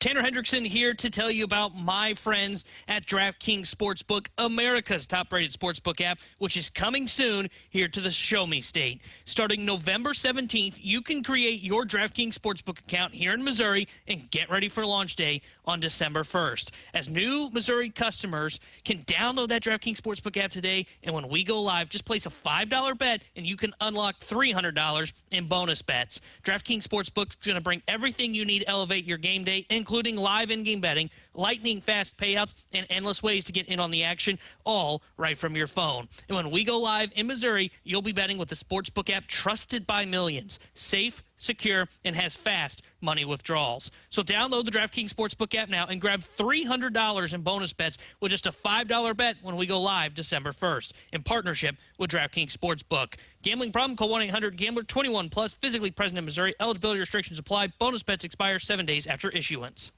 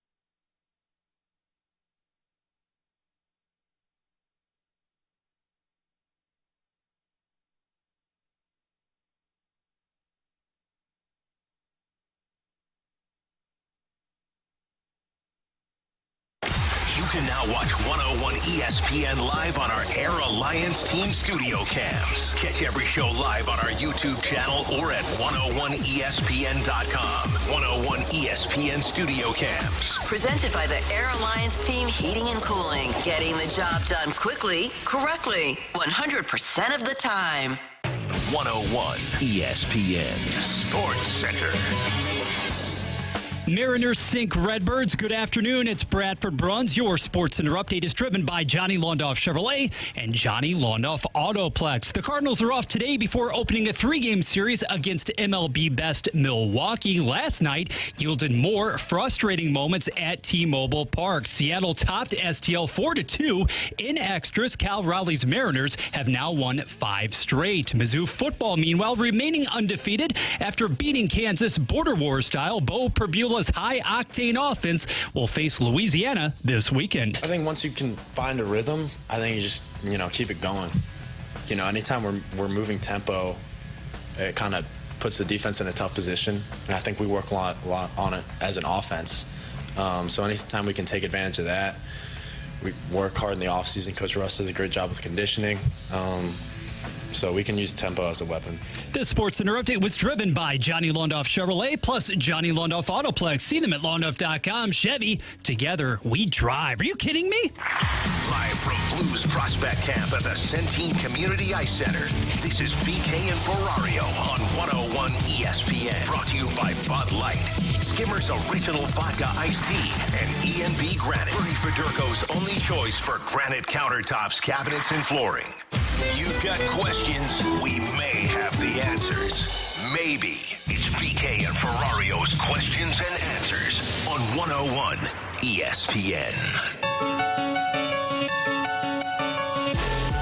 314-399-9646 is our Air Comfort Service text line, our YouTube channel at 101 ESPN STL. That's where the graveyard chat is very active, so you can hop on over to either of those and bring us your questions. Obviously, we had a ton of Blues content for you, which is why we had to move questions and answers back. But again, shout out to the Blues for helping us, having Tim Taylor, Alexander Steen, Dalibor Dvorsky, and Justin Carbonneau. So if you missed any of the conversations that we had with those Blues guests, you can always check that out over on our podcast page at 101 ESPN STL. The podcast brought to you by the Schaefer Door Company. So let's get to some of these questions and answers on the Air Comfort Service text line, and we'll start here. Fellas, I've been hearing so much hype about some of these Blues prospects not named Dvorsky or Carbonneau. Do you see any others potentially making this roster? I don't think any of them are going to make the roster with the exception of Dvorsky or Carbonneau. And I don't even know if either of them are going to make the roster. I mean, both Dvorsky and Carbonneau, for those that didn't see it on YouTube, and I didn't want this to sound weird when we're interviewing them, but both looked like they put on muscle. Yeah. Both looked bigger than what they were. Heck, Carbonneau bigger than what he was 2 months ago when we talked to him. And Dvorsky, definitely from what we saw last year. But none of that really matters until you see them play against men. Like, Tim Taylor made a really good point. You'll get a little bit of a vibe over this weekend because you're playing against guys that have played already 2 years in the American Hockey League. Some of these players, so those are men. But then you go to training camp, and then you get preseason. And remember, this is the last preseason you're going to see prospects get to play a lot in, because next year they go to 3 preseason games, and then you're right into the NHL season. So, you know, I think they're excited about Stenberg. I think they're excited about Pekarchik and Kaskamaki and Lindstein and Juracek. I don't think any of them have chances to make this team out of camp. A lot of them are just going to be going to the American Hockey League and trying to impress down there. Yeah, I agree with that. I think if there are only prospects that have a chance to get to the NHL roster for opening night, it would be Dvorsky and Carbonneau, but that doesn't mean you're not going to see some of these guys, right? Like, there's a chance they do very well in camp. They continue that into the AHL season, and then they end up making it onto the roster, whether it be injuries or they just impress so much that they're able to work their way here. But I agree. I think it's probably just Dvorsky and Carbonneau that would be the two that probably have a shot to make it out of. I mean, and to the Blues' credit, like, they've got so many veterans on this team, right? To where it's not space. It's going to be hard to beat some of these guys out for that job. Yeah, there's just not space. And I mean, you know, I think some of these guys could be mid-season call-ups. Like, I think Stenberg could be an option. I think Juracek potentially could be an option as it goes deeper into the season. But I don't think you're talking anything at the beginning of the year, which kind of leads into this. From Biba Sports Performance, does all of this competition and young players ready to break the roster seem like it's going to create more roster moves, trades to take place for the Blues? I don't know if it's going to happen this year, but I think what you saw happen with Bolduc this offseason is what you're going to see more of. Where the Blues are desperate for something, whether it's another centerman, another right-handed defenseman, what they need if they're competitive, that's where these players, these prospects, these highly touted picks get moved. And that's what Doug always said throughout these drafts. Like, look, we're drafting forwards and defensemen. Doesn't mean all these guys are going to be on our roster. Some of these guys might be pieces to get us what we need closer to being a Stanley Cup contender. Yeah, I think you're getting to that point as they start to exit this retool is where what you're talking about, where they will start to kind of pick and choose, okay, here's the prospects we want to keep, here's the ones we're willing to move on from to help us go out and acquire pieces, whether that's a center that pops up, a wing, whatever the problem might be. They will eventually start moving from their surplus to go out and start really supplementing the NHL roster rather than having to just go to free agency and do it as well.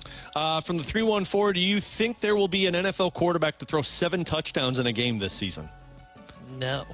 We were having this conversation before the show. Obviously, we've adjusted the schedule a little bit with all the guests, so we might get into it tomorrow. But other than a few quarterbacks, T-Bone, I don't really know if I have that hype and excitement for quarterbacks in terms of what the future is going to look like than what it was in the past. Like, I feel like for the last 3 years, it's been Mahomes, Allen, Jackson, Burrow, and that's about it. Jaden Daniels broke into it last year, and a lot of people are talking about, but I mean, like, Caleb Williams, no. Bryce Young, no. Trevor Lawrence, no.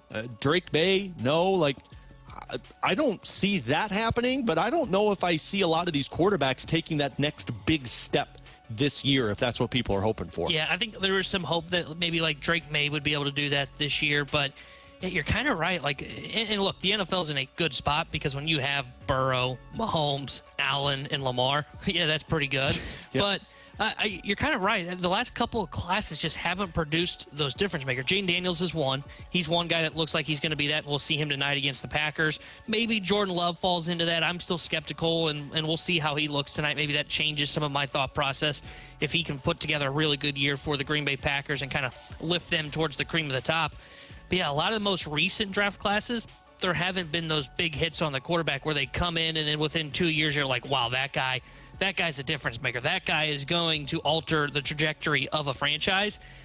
in fact, the trajectories that we have seen have been in the opposite direction. Right? Like Bryce Young in Carolina was like, whoa, man, that led to bad. Frank Reich getting fired in his first year after they drafted him at quarterback. Same with Trevor Lawrence. Then Urban Meyer was Urban Meyer. But, I'm kind of with you. It's a little bit disappointing from what we've seen from some of these top-end quarterbacks that have been drafted. And I don't know if that we're going to see a great quarterback come out of this year's class yet either. Well, and even look at, like, that middle of the pack. Like, Kyler Murray hasn't taken the steps anybody was hoping for. Tua has not done any of that for people. Like, you've got that top tier, you've got the bottom tier, and then you just got a lot of dudes in the middle, and that's just kind of where it feels like the quarterback play is at right now. This one from the 618. Fellas, going back to the conversation that you had about the tier list for the players in the NHL, how is Robert Thomas not considered a franchise player?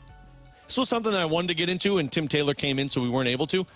T-Bone, if you look at the last 4 seasons in the National Hockey League, you know where Robert Thomas ranks in terms of points? Oh, boy. Top 25? 27th. He's 3 points shy of Quinn Hughes, and he's played 7 fewer games than Quinn Hughes. Do you know where he ranks in terms of plus-minus on that list of the guys in front of him? Now, I know plus-minus is not the end-all, be-all, but I have a reasoning behind this. I would think his plus-minus, is it really good, or is it like worse than I would expect? It's plus 38. Oh, that's pretty good. Yeah. He's 17th. Okay. So in the NHL in the last 4 years, he's scored the 27th most points, and he's 17th best plus-minus. Here's why that plus-minus to me matters. The first 3 years in that window that I'm talking about, he was either a third-line player or he was on a really bad team. And then the last 2 years, he has played some of the toughest minutes in the National Hockey League against some of the best competitors in the National Hockey League, and he's over a point per game player, and he's got better plus-minus than 13 other players. I do think you can make an argument that Robert Thomas should be on that franchise list. Because if you ask every team in the National Hockey League if you want to trade for Robert Thomas, it would be an absolute yes. And to me, that is a franchise player. Yeah, I think that's a fair argument. And he goes up against the toughest matchups as well. He's a two-way player. The only thing that probably hurts him, and I don't know that it would actually be the case in Dom's model, so maybe this isn't even really it, but it's just the goal production, right? Doesn't score enough to really put himself into that category. Yes, he ends up being a guy that's top 27 in points, but he's not scoring the goals, so it's not kind of the big sexy thing to help propel you forward. But I would still think that Dom's numbers would kind of help prop him up there. And I think another year like he had last year, if he stays healthy too, another factor that was into last year's production, he stays healthy, I mean, he's going to have a shot at potentially a 100-point season. And if he gets to that, yeah, he's going to really slide into that franchise ranking. A couple more of these here on the Air Comfort Service text line from the 314. Besides J.J. Weatherholt, do you guys feel that the Cardinals have any promising prospects in their pipeline? Position players, I should add on to this one. T-Bone, I mean, other than Reyno Rodriguez, I think that's probably it. I would throw Joshua Baez. Just because of the surge that he's had this year? Yeah, he's taken some time to kind of figure it out. He got drafted in 2021, and he was in rookie ball in the A-ball system, low A and high A, and it looked like, okay, this just isn't going to work. And this year at 2 levels, 280, 375, 476. Like, maybe he's that guy, 17 home runs down the minor leagues, so he's got some pop in his bat. He's exciting, but yeah, Reyno Rodriguez would be probably the most exciting one that they've got outside of J.J. Weatherholt, but to me, that's close to about it. It kind of tells you where they're at, too, because Rodriguez isn't a guy that has significant pop in his bat, nor does J.J. Weatherholt. I mean, you're talking about two guys that might fall in that complementary although I think Weatherholt's the star. It's just a different type of star. I think Rodriguez could potentially be that kind of guy. You think so? I mean, when you look at Cal Raleigh-esque? I don't know if I'd go that far, but like when I look at his numbers, like, man, his power numbers, 498 slug at that ballpark down in Palm Beach in the low A level, which is where they play their spring training games. It's hard to slug at that ballpark. They talk about it all the time in spring training, right? Because the wind's blowing in, so it's very tough to get a read on, okay, what are the guys' numbers going to look like when you come out of it? And he put up 13 home runs in 60 games there. That's really impressive. Like I'm excited to see what he does. He's kind of scuffled a little bit as he's gotten into high A. That could just be one of those, hey, look, it was 4 games. He's going to have to figure out that level. I'm excited for Ronell Rodriguez. I think he's going to be maybe a potential stud for the Cardinals. Dr. Xander Malenthrop on our Graveyard chat said, Alex, you should have just told Dvorsky and Carbonneau that they looked swole. I don't think that would have gone over well for me. Yeah, I don't think they would have. There's not really a way to compliment somebody's muscles. I think they caught me staring at his bicep at one point. It was kind of awkward. Yeah, somebody was saying that on the YouTube. Like, T-Bone, why don't you look up? Sorry. Like he's looking at those arm muscles. I get it. I was impressed. I mean, I told this to T-Bone. Like, there's no real good way to say it. There's not a way to say that. But, I mean, it's not nothing. Like, the fact that Tim Taylor said it multiple times, like, Yurchek's added, he's up to 185 pounds. Like, this was a guy that had a knee injury a year and a half ago where he couldn't even skate.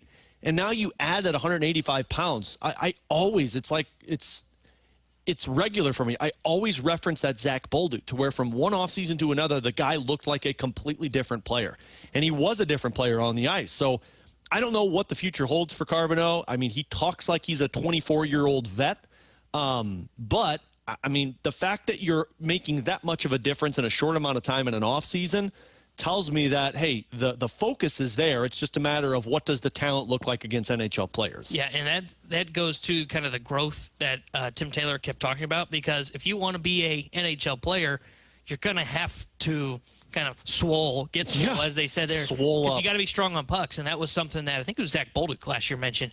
Hey, what was the main reason for that? I can't be getting shoved off of the puck. If I want to be an NHL player, I've got to be able to hold on to the puck, and that is a big thing for a centerman in Dvorsky, for Carbonneau, who's going to be this big physical winger that they expect.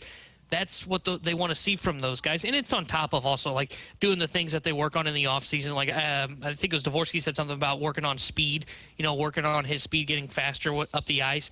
Those are the kind of things they want to see. But, yeah, hearing Juracek added, I think it was like 20 pounds of muscle, which is really impressive. And like you said, I think Dvorsky clearly looked bigger from when we saw him a year ago. Yeah. One note I wanted to pass along, and then we'll get to this final question. It was announced a little bit ago by the LA Kings. John Kelly is announced as the TV broadcaster for the LA Kings. Just wanted to pass along that information and say, congrats to him. That's an awesome gig for him. I knew he was going to fall back on television, and he's with a pretty good group of former players with Jim Fox and Tony Granato and Ray Ferraro, Jarrett Stoll. So John Kelly as the TV broadcaster for the LA Kings going into next season. And this is the final one, T-Bone. It's from Alex, not me. It says, are you guys good with meeting fans while you're at E&B Granite Studios? My wife and I are going to be there next week, and I've been listening to you guys since the mid-2010s.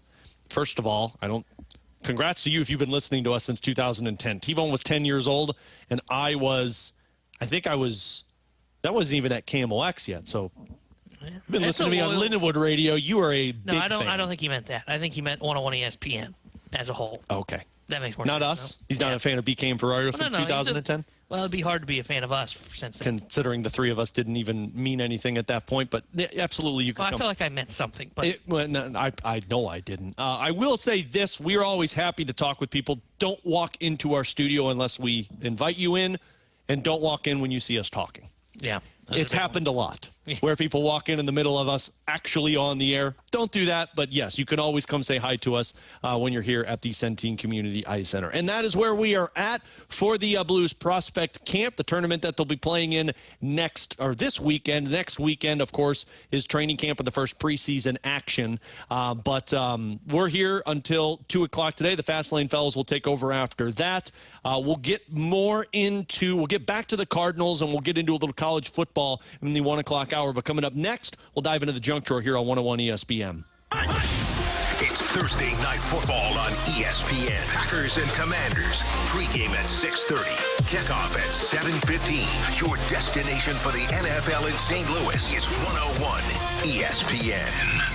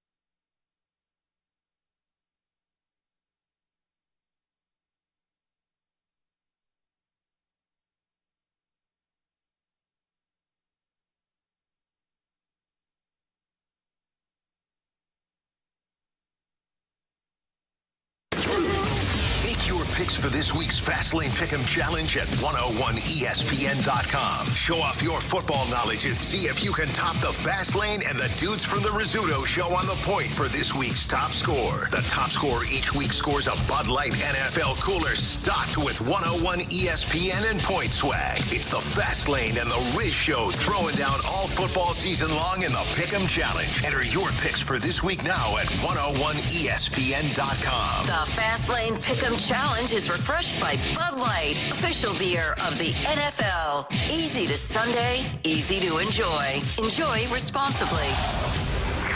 Live from Blues Prospect Camp at the Centene Community Ice Center, this is BK and Ferrario on 101 ESPN. Brought to you by Bud Light, Skimmer's Original Vodka Iced Tea, and E&B Granite. Bernie Federko's only choice for granite countertops, cabinets, and flooring. Let's open it up. The Junk Drawer with BK and Ferrario.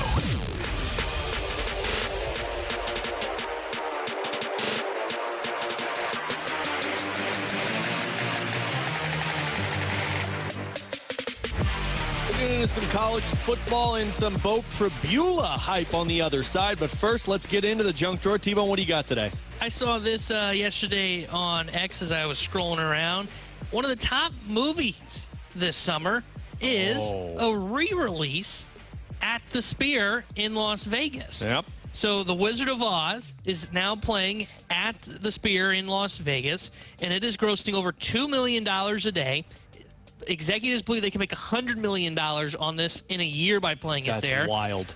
Fans are paying up to $200 a ticket to go watch The Wizard of Oz at the Sphere, and they are trying to work on getting other films that will be played in the Sphere, like Harry Potter's one of them that they're trying to get, according to Bloomberg. And they kind of made it a 4D experience, too, to where, like, I'm looking at this video, and they're watching The Wizard of Oz, and you know the scene where they get kind of sucked up into the tornado, and there's stuff flying around? I've seen this as well. It looks like they're throwing, like, kind of paper, and they have fans going, so there's paper flying in your face while you're watching the movie. I would vomit when I've seen the pictures of that for Wizard of Oz. Would you have any interest in going to see Wizard of Oz or any movie at the Sphere and pay $200+ to go do it? Pay $200. You're paying for the experience to go to the Sphere. So, yes, I think I would do it. Wizard of Oz would be cool because it's just an instant classic. There are other movies, though, that I would say I'd rather pay to go see it. Like, Wizard of Oz is good, but you've seen it so many times that it's like, man, like the first thing I thought of was I either want to go see Independence Day, the original one, in there, that's a good one. Or I want to see Twister. See, I was thinking like a natural disaster film would be good in there. Twister's a good one Titanic as well. might be interesting. Make it a 4D experience, fill it up with water while you're in there? No? Okay. I'm good. I've been to those things where they do the water. Not cool. Not fun? I was thinking like I would love to see like Avengers Doomsday there. Or not Doomsday, sorry, Avengers Endgame. There. Yeah. You get the whole like cinematic all around. Like I think that would be awesome. And I love superhero movies. That's the hard part for me, man. I just don't know if I could handle that because I feel like it would make me sick. I get motion sick. So like I used to go when we were younger, I used to go to the OmniMax all the time at Science Center, like watch stuff there. That was awesome. Now it's like I've been once probably in the last 10 years and I got like seasick sitting in there. So I don't know if I could handle that at the Sphere. Yeah, I heard because my uncle's been there. He went for a concert. I don't remember who it was he saw. You two, were they there? Yeah, you two. That was the first one. That was the one that Nashville didn't get to go, but they were grounded. Oh yeah, that's tough. But I think that's who he saw, and he said it was a lot, right? Like you see so much going on in the background. There's like this itty bitty stage where you're sitting that you see. So I could see that being a problem. Someone mentioned Top Gun. Top Gun would be really cool. But the Pearl Harbor movie with Ben Affleck and Josh Hartnett. I don't know if you've ever seen that movie. I know. It's like 2000s or whatever. That would be a really cool, like a war film. I think would be cool to see at the Sphere because if I'm going immersive, I want to be in it. Yeah, like 1917. Is that what it was called? Yeah. The World War the one with I movie. Yeah. Yeah, that would be good. What was Christopher Nolan made one too? That was 1970, wasn't it, or was it another one? Dunkirk. Thank you, Bradford. Shout out Bradford back in the studio. Yeah, like I think that's the type of, because I don't think you could just go see any movie there. It's got to be something that you couldn't go watch like a comedy there. No, or like a rom-com or something. It's got to be, or a horror film. I don't think you could do that. It's got to be an action film or a war film, and it's got to make you feel like you're in it. I think Avengers is a good answer there. A couple of other people brought up Mad Max. I never saw Mad Max, but Mad Max would be they good. said that one would be good. Saving Private Ryan. Saving Private Ryan. 636, that's a good one too. If you want to panic about AI, you can go see iRobot with Will Smith. in the That sphere. that wouldn't be good in the Probably not, but you get to feel like they're all around you, which would be crazy in that one. But yeah, I would pay $200 to go to this, but it's got to be the right film. Yeah, I wouldn't pay $200 for Wizard of Oz. And I don't think, I agree with that. And I don't think I would do like multiple movies, right? I think if I do it once to a movie that I really would like to see there, like I don't think I need to go see Wizard of Oz, then Saving Private Ryan, then Avengers. No, then, yeah, you got to go I think I once. just need to do it once, Yeah. It'd be a cool experience, though. Someone brought up saying the 314 Pearl Harbor would only be good for the Pearl Harbor attack scene. The rest of the movie would be garbage. That's a really good point. So essentially what you're saying is like 15 minutes of that film would be good. The rest of it would be garbage. Kind of like the Titanic. It'd be garbage all the way up for those like final 30 minutes of the film. Someone said The Godfather. Would The Godfather be awesome in the Sphere? I don't think so. I wouldn't think so either. I mean, I love The Godfather, but I don't know if I need to see that in a Sphere. I don't need an immersive experience with that one. I But agree. You find a good one, I'd be totally in on it. I think the best one, though, would be Independence Day or Twister. One of those two, I'm all aboard on that one at the Sphere. He's Tanner Hendrickson, Bradford Bruns back in the studio. I'm Alex Ferrario. Coming up next, we talked a lot about Mizzou earlier this week. It was a hot button topic here on 101 ESPN. But now the national side is starting to get hyped about one Mizzou player. We'll discuss that and the potential for Illinois to do something Mizzou has done over the last couple of decades. We'll get into that next here on 101 ESPN. WXOS HD1 East St. Louis 101 ESPN is driven by Brown and Crouppen Law Firm.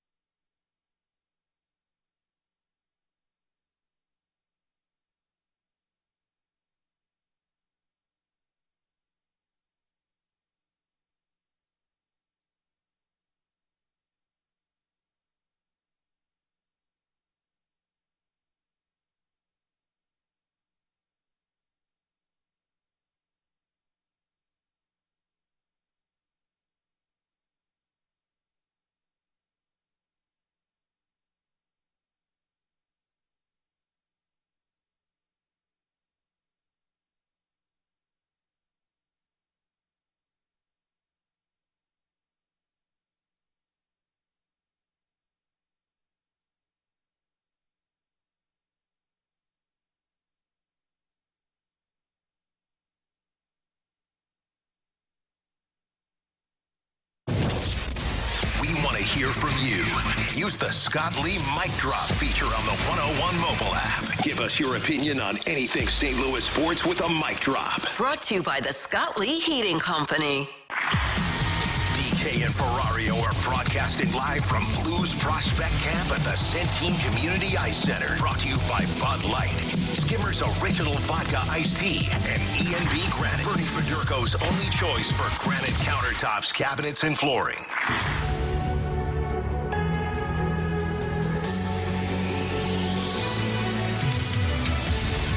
Alongside Tanner Hendrickson, Bradford Bruns, I'm Alex Ferrario. We are back here on BK and Ferrario from our Centene Community Ice Center, E&B Granite Studios. So we're out here for the Blues Prospect Camp that kicked off earlier today. They'll be in action, another practice tomorrow, and then they load up right after practice and head to Minnesota to take on Minnesota and Chicago Friday and Saturday evening in that Tom Curvers Prospect Showcase. So we won't be back here tomorrow because they suit up right afterwards. But if you missed any of the interviews that we had today, you can check it out on the podcast page afterwards at 101ESPN.com. So I guess we should get this out of the way first. You know, Mizzou hasn't beaten anybody. They haven't done anything, T-Bone. The teams that they played don't really matter because they're not good teams.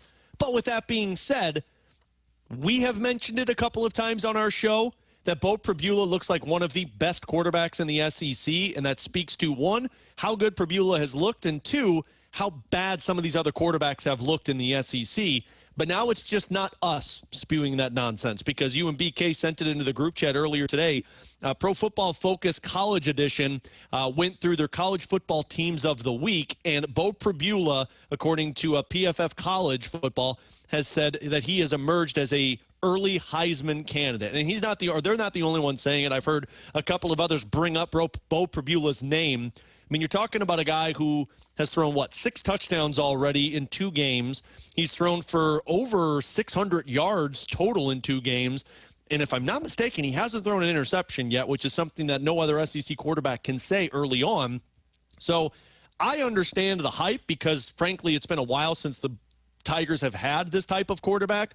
But now it's just not us spewing the nonsense. Beau Pribula could potentially be in that conversation. The real test is going to be those SEC teams when he goes up against them. Yeah, and he's looked great, and I thought the write-up from Pro Football Focus was really well done in terms of saying, like, hey, look, he's been nearly perfect so far. He had the one mistake in the Kansas game where he gets hit from behind, fumbles, and it leads to a touchdown, and it kind of felt like the game suddenly was out of hand, but he leads the comeback against a Kansas squad that, again, I think is pretty good and a fringe top 25 team going into that matchup against the Missouri Tigers. The hype for him will get real when you get to those big games, to your point. Like South Carolina will be his first chance in 2 weeks to really potentially say, well, okay, maybe there is some – maybe we should be talking a little bit of, okay, maybe he's not a Heisman winner, but he's going to be in the conversation at least, because that's when you really see these standouts. Because BK said this earlier in the week. Really, when you start to see these conversations happen, it happens in a big game, right? Like you think back to Ashton Genty, Boise State nearly beats Oregon last year, I think it was, and he has a really good game in that game. You know, there's always these big matchups that occur, and when you're in the spotlight, that's when a player goes off, and that's when you look to see that. And you look at that, the big games, 3 top 10 matchups in week 1. Nobody really stood out from any of those games in a positive way significantly. So, yeah, the Heisman field is wide open. I wouldn't personally put Pribula in that conversation just yet. And it's not because they haven't played anybody, because, again, I think Kansas was a good win. But when you're at Missouri, it takes a lot longer to really push into that conversation. And it's not a shot against Missouri, but it's the blue blood programs that are the ones that are going to constantly be feeding into that conversation. It's why Arch Manning, with his name as well, was high up on that list. Klubnik was high on that list. Nussmeier was high on that list because they're at these blue blood programs. It's going to take Pribula in a big game against South Carolina in prime time for him to potentially say, okay, here you go. I do belong on this. He should do well in their matchup this week. That's a cupcake game for them against Louisiana Monroe. South Carolina is going to be their first real test, and if he puts up significant numbers in the SEC and looks as good as he has, yeah, he will be a guy that can sneak his way into the Heisman conversation. Well, and the part about this one, too, and Bradford, you could jump into this conversation as well, because I know you're a resident Mizzou guy. But like the part for me is you're going to see him go up against what a lot of people are viewing as Heisman favorites in the SEC. When they take on Lenora Sellers, when he takes on John Mateer, when you go up against Diego Pavia, who I know BK has talked a lot about. Like, these are 3 of the top 5 or 6 SEC quarterbacks, because they're not going to see Arch Manning and they don't play against Garrett Nussmeier. But I mean, that's the head-to-head matchup of who drives the team to a successful outcome when Missouri is playing. Is it Beau Pribula, or is it one of these other guys who are viewed as a highly touted Heisman candidate? And, Alex, what's really interesting, too, is the way in which Mizzou has obviously started this season. Now, you're only 2 games in, but by the same token, I think a lot of people going into the year, going into the season and not knowing precisely who was going to be the number 1, right, at quarterback. We heard Eli Drinkwood say and cite ad nauseum. Well, we really like the 2 guys that we have here, which put into a lot of the fuel, the fire of, okay, do you actually have one guy who can be the true leader at signal caller? But I personally had felt as if, okay, in the beginning portion of the season, you are going to be relying certainly on your stud tailback coming in. And that's not to say that the ground game hasn't been prominent. It has been. But the complexion of the offense now changes moving forward, because not only are you seeing the running capabilities for Beau Pribula, but the deftness, the touch, the precision that he is able to unleash down the field. I don't think anyone could have projected him as a passer being where he is right now. And Tanner, to your point as well from a little earlier in the segment, the fact that so many of these other guys, the more well-known names obviously in the conference, we know Lenora Sellers, we know Arch Manning. Week 1 was a dud. Heck, last week DJ Lagway didn't exactly acquit himself very well in that upset loss to South Florida. So you're seeing quite a few things basically contributing to this. It's not only a narrative now, you have substance, yes, from Pribula, but by the same token, moving forward, what are you going to do in that head-to-head matchup against Sellers, and then on down the line? Although I will say, last weekend, maybe it wasn't the best litmus test, but it was a good start, because you weren't as well known as Jalen Daniels entering that contest, and yet you thoroughly outplayed him as well. He's done what he's been able to do so far, and we'll see how the ball moves from here. Yeah, 100%, Bradford. And the other thing, too, is, I mean, you kind of were saying it there, kind of the expectations, both with Pribula and with the Missouri Tigers, right? I mean, we all weren't expecting him to be a great thrower. It hadn't been really his MO at Penn State. He was the rushing quarterback. So, I expected to see times where he's going to use his legs and he's going to make plays with his legs, but not be able to be like a deep threat like he's shown so far and be as accurate as he has been with the football. And again, all this is the caveat of, like, it depends on what he does in SEC play. Yeah, we could end this conversation in 2 weeks. It also, I mean, he has changed, in my opinion. Some people maybe not, but in my opinion, what my outlook is for the Missouri Tigers through 2 games. Yeah. Because I thought they'd be like an 8-win team, and they didn't have high expectations this year. It was kind of viewed maybe as a bit of a retooling year, because you had to find answers at quarterback. You lost Brady Cook, you lost Luther Burden, some pieces from the defense a year ago, and the defense is good, but it was more of a, okay, yeah, last year expectations were, hey, it's kind of playoff or bust maybe in some minds. This year is more of like, hey, 8 wins would be fun. You want to have a good year, but it's not super high expectations. And if Pribula is this guy, then all of a sudden, man, he takes Missouri to maybe 10 wins. Okay, we'll add on top of, okay, well, that means he played well. Also, expectations for Missouri weren't there. They weren't even in the top 25 coming into the year. Speaking of expectations, move over on the Illinois side, who are also a highly hyped team right now for how they've been performing, specifically Luke Altmaier. And T-Bone, you asked this question before the show, and you guys were talking about it on the text chain last night. Does Illinois have the chance to potentially build a consistent program like Mizzou has been for the last couple of decades? Is this the starting block for that, or is this just potentially going to fall by the wayside once Luke Altmaier's done? Yeah, no, I think they're building what Missouri has been able to do over the last decade, where they've got 2 really good coaches. Yeah, they had the weird in between, the Barry Odom era, but you had Pinkel, and then you get to Eli Drinkwitz, both really good head coaches. And they've got that with Brett Bielema. And I think he's able to build this program. Again, I wouldn't say as a college football playoff contender year in and year out, but he should be able to do what I think is capable at Missouri, right? Where it's like every 3-4 years, everything kind of lines up perfectly. You build the perfect roster. Guys come back. You get that production that returns, and all of a sudden you're looking at it as potential, hey, we might be a playoff team again this year. And I think the Fighting Illini can do that. This is the best that I have ever felt in my life, and it's been, I think it's been a while for Illinois fans as well, that, man, the program is in really good hands right now with Brett Bielema, to where they should be a team that is constantly 8 wins in the regular season. They're going to have those years where, like I'm talking about, where they'll get back up into that 10 range and be possibly a playoff contender. But, I mean, just think of this. The AD, Josh Whitman, told reporters earlier this week, Saturday will be their first in what they expect to be 3 straight sellout games. That felt kind of impossible not that long ago when you had the Lovie Smith era going on. So, yeah, I think they are building to what Missouri has been in the SEC. They're doing it in the Big Ten now. Both in action this weekend. Both not highly touted games, but still an opportunity for both to move to 3-0. Good teams cover. No pressure, but I expect great spreads teams cover. Good teams win. That's right. Great teams cover. And if they don't cover, then we'll have some. I forgot what the line was. Didn't BK say the line was like 38 or something like that for Mizzou? Yeah, they're up big. I think it's like 28 maybe. It's 27.5 right now, but that definitely has the potential to skyrocket. Yeah, great teams cover. I know. I say Mizzou covers and Illinois doesn't cover. Oh, we're a great team. I don't know about Mizzou. We'll make it our pick'ems tomorrow. Which, by the way, BK never gave us his pick'ems. Well, he'll send them tonight. Or we make our pick'ems for him and make him lose and go 0-3. Team collab. I want to give him a shot. We'll discuss it over. I'm that good a guy. No, he's not. We'll discuss it over this evening. He's Tanner Hendrickson, Bradford Bruns. I'm Alex Ferrario.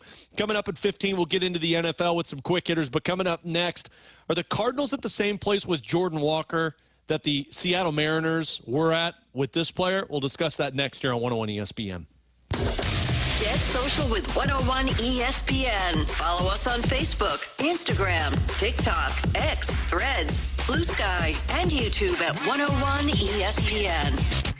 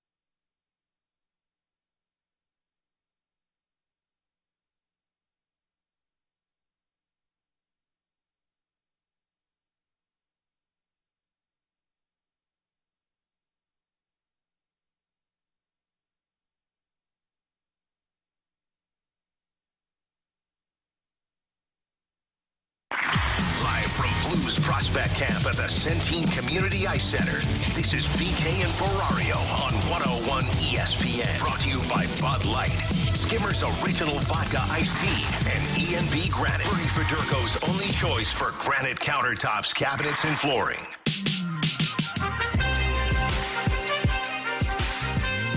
So I don't know if the name Jared Kellenic resonates for a lot of Cardinals fans listening right now, but the more T-Bone and BK have talked about this over the last couple of days, the more I kind of agree with it. Jared Kellenic, a former 6th overall prospect that was drafted by the Mets back in 2018, he was traded to the Seattle Mariners. T-Bone, do you remember what the trade was from the Mets organization to Seattle for him? Forgot to look that one up yesterday. But long story short, a highly touted prospect in the Mets system was traded to Seattle.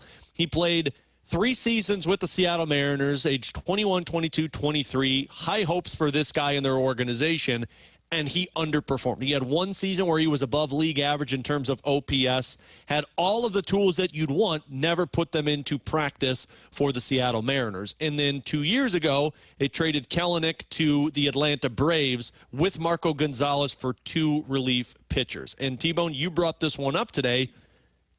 Is Jared Kellenic a look into the crystal ball of what potentially could happen with Jordan Walker of the Cardinals? Yeah, and by the way, Kellenic was in the trade in which there was a salary dump. The Mariners sent Cano to the Mets. That's what it was. Oh. They sent Cano, and they sent the closer Edwin Diaz there. Oh, wow. And they ended up acquiring him as part of the return. So that was kind of the move that they made there. And Edwin Diaz was about to be a free agent too, wasn't he? Yes. No, sorry. He was kind of a younger hotshot closer at the time. Coming up with it, yeah. But Kellenic, when you look at the numbers for Jared Kellenic when he was with the Seattle Mariners, played in 252 games. This is over 3 seasons. 252 games, 974 plate appearances, 204 average, 283 on base, 373 slug. It's a 656 OPS. He was 14% below league average. And BK brought this to my attention, and then you look at Jordan Walker. Okay, well, it feels like he's been around the club same time, right? Same amount of games, maybe same amount of plate appearances. Well, for Jordan Walker over 3 years, 264 games, so he's got a handful more games, 989 plate appearances now, almost 1,000. That's more than Kellenic as well. 241's his average, 300 is on base, 381 is slug. That's a 682 OPS, and he is 12% below league average. Now, the difference for Walker is most of his numbers are being propped up from that rookie year where he was so good. But Kellenic was more of kind of that. The numbers I read off were basically where he was at.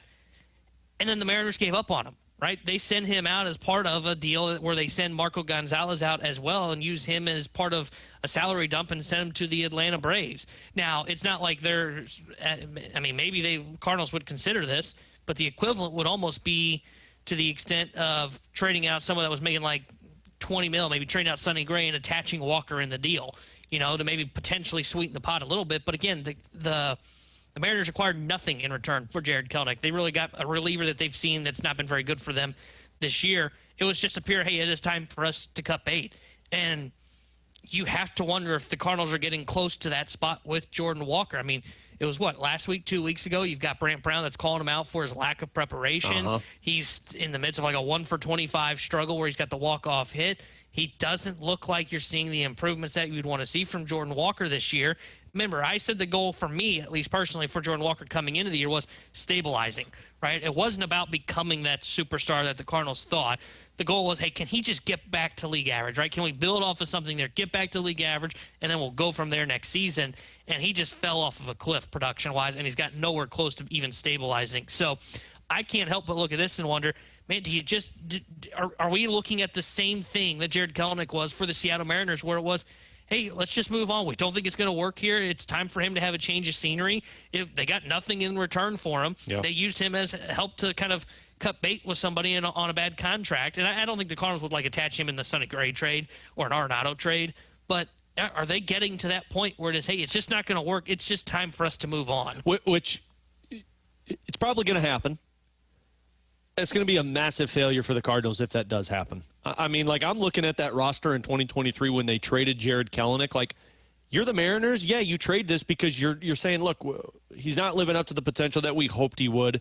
We need to cut bait and see if we find something else. At the time, they had Cal Raleigh, who was 26, who had just hit 30 home runs. Julio Rodriguez was 22, hit 32 home runs. Everybody on that roster in terms of OPS, with the exception of Colton Wong, was above league average. And your pitching staff looked like it was ready to actually compete. So the Mariners could do that in 2024 offseason because they had the roster, and it was like, look, Kellenic's not living up to it. Let's go get something that we need. The problem is if the Cardinals do this with Jordan Walker, if they get to this point with Jordan Walker, you're cutting bait with a guy that was supposed to be what you needed, and you're still in search of what you need. And you're at best going to get a couple of bullpen arms for Jordan Walker. So, man, they're in two different zip codes in terms of when the Seattle Mariners was able to cut bait with this and say, look, not worth it. Let's get rid of a piece that we don't want and give up a guy that we're out on, versus the Cardinals.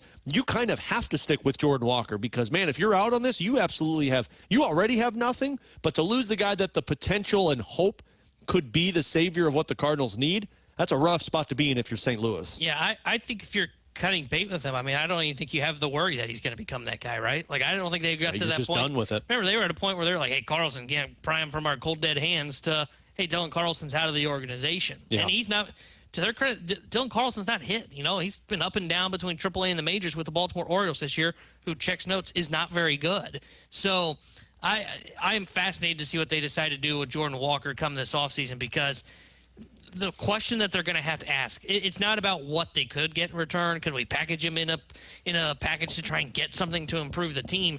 The question is going to be, is the 400 plate appearances or whatever number you're thinking in your mind of, okay, maybe he's not in the starting lineup, but they'll work him in. So let's say 400 plate appearances or 500 plate appearances.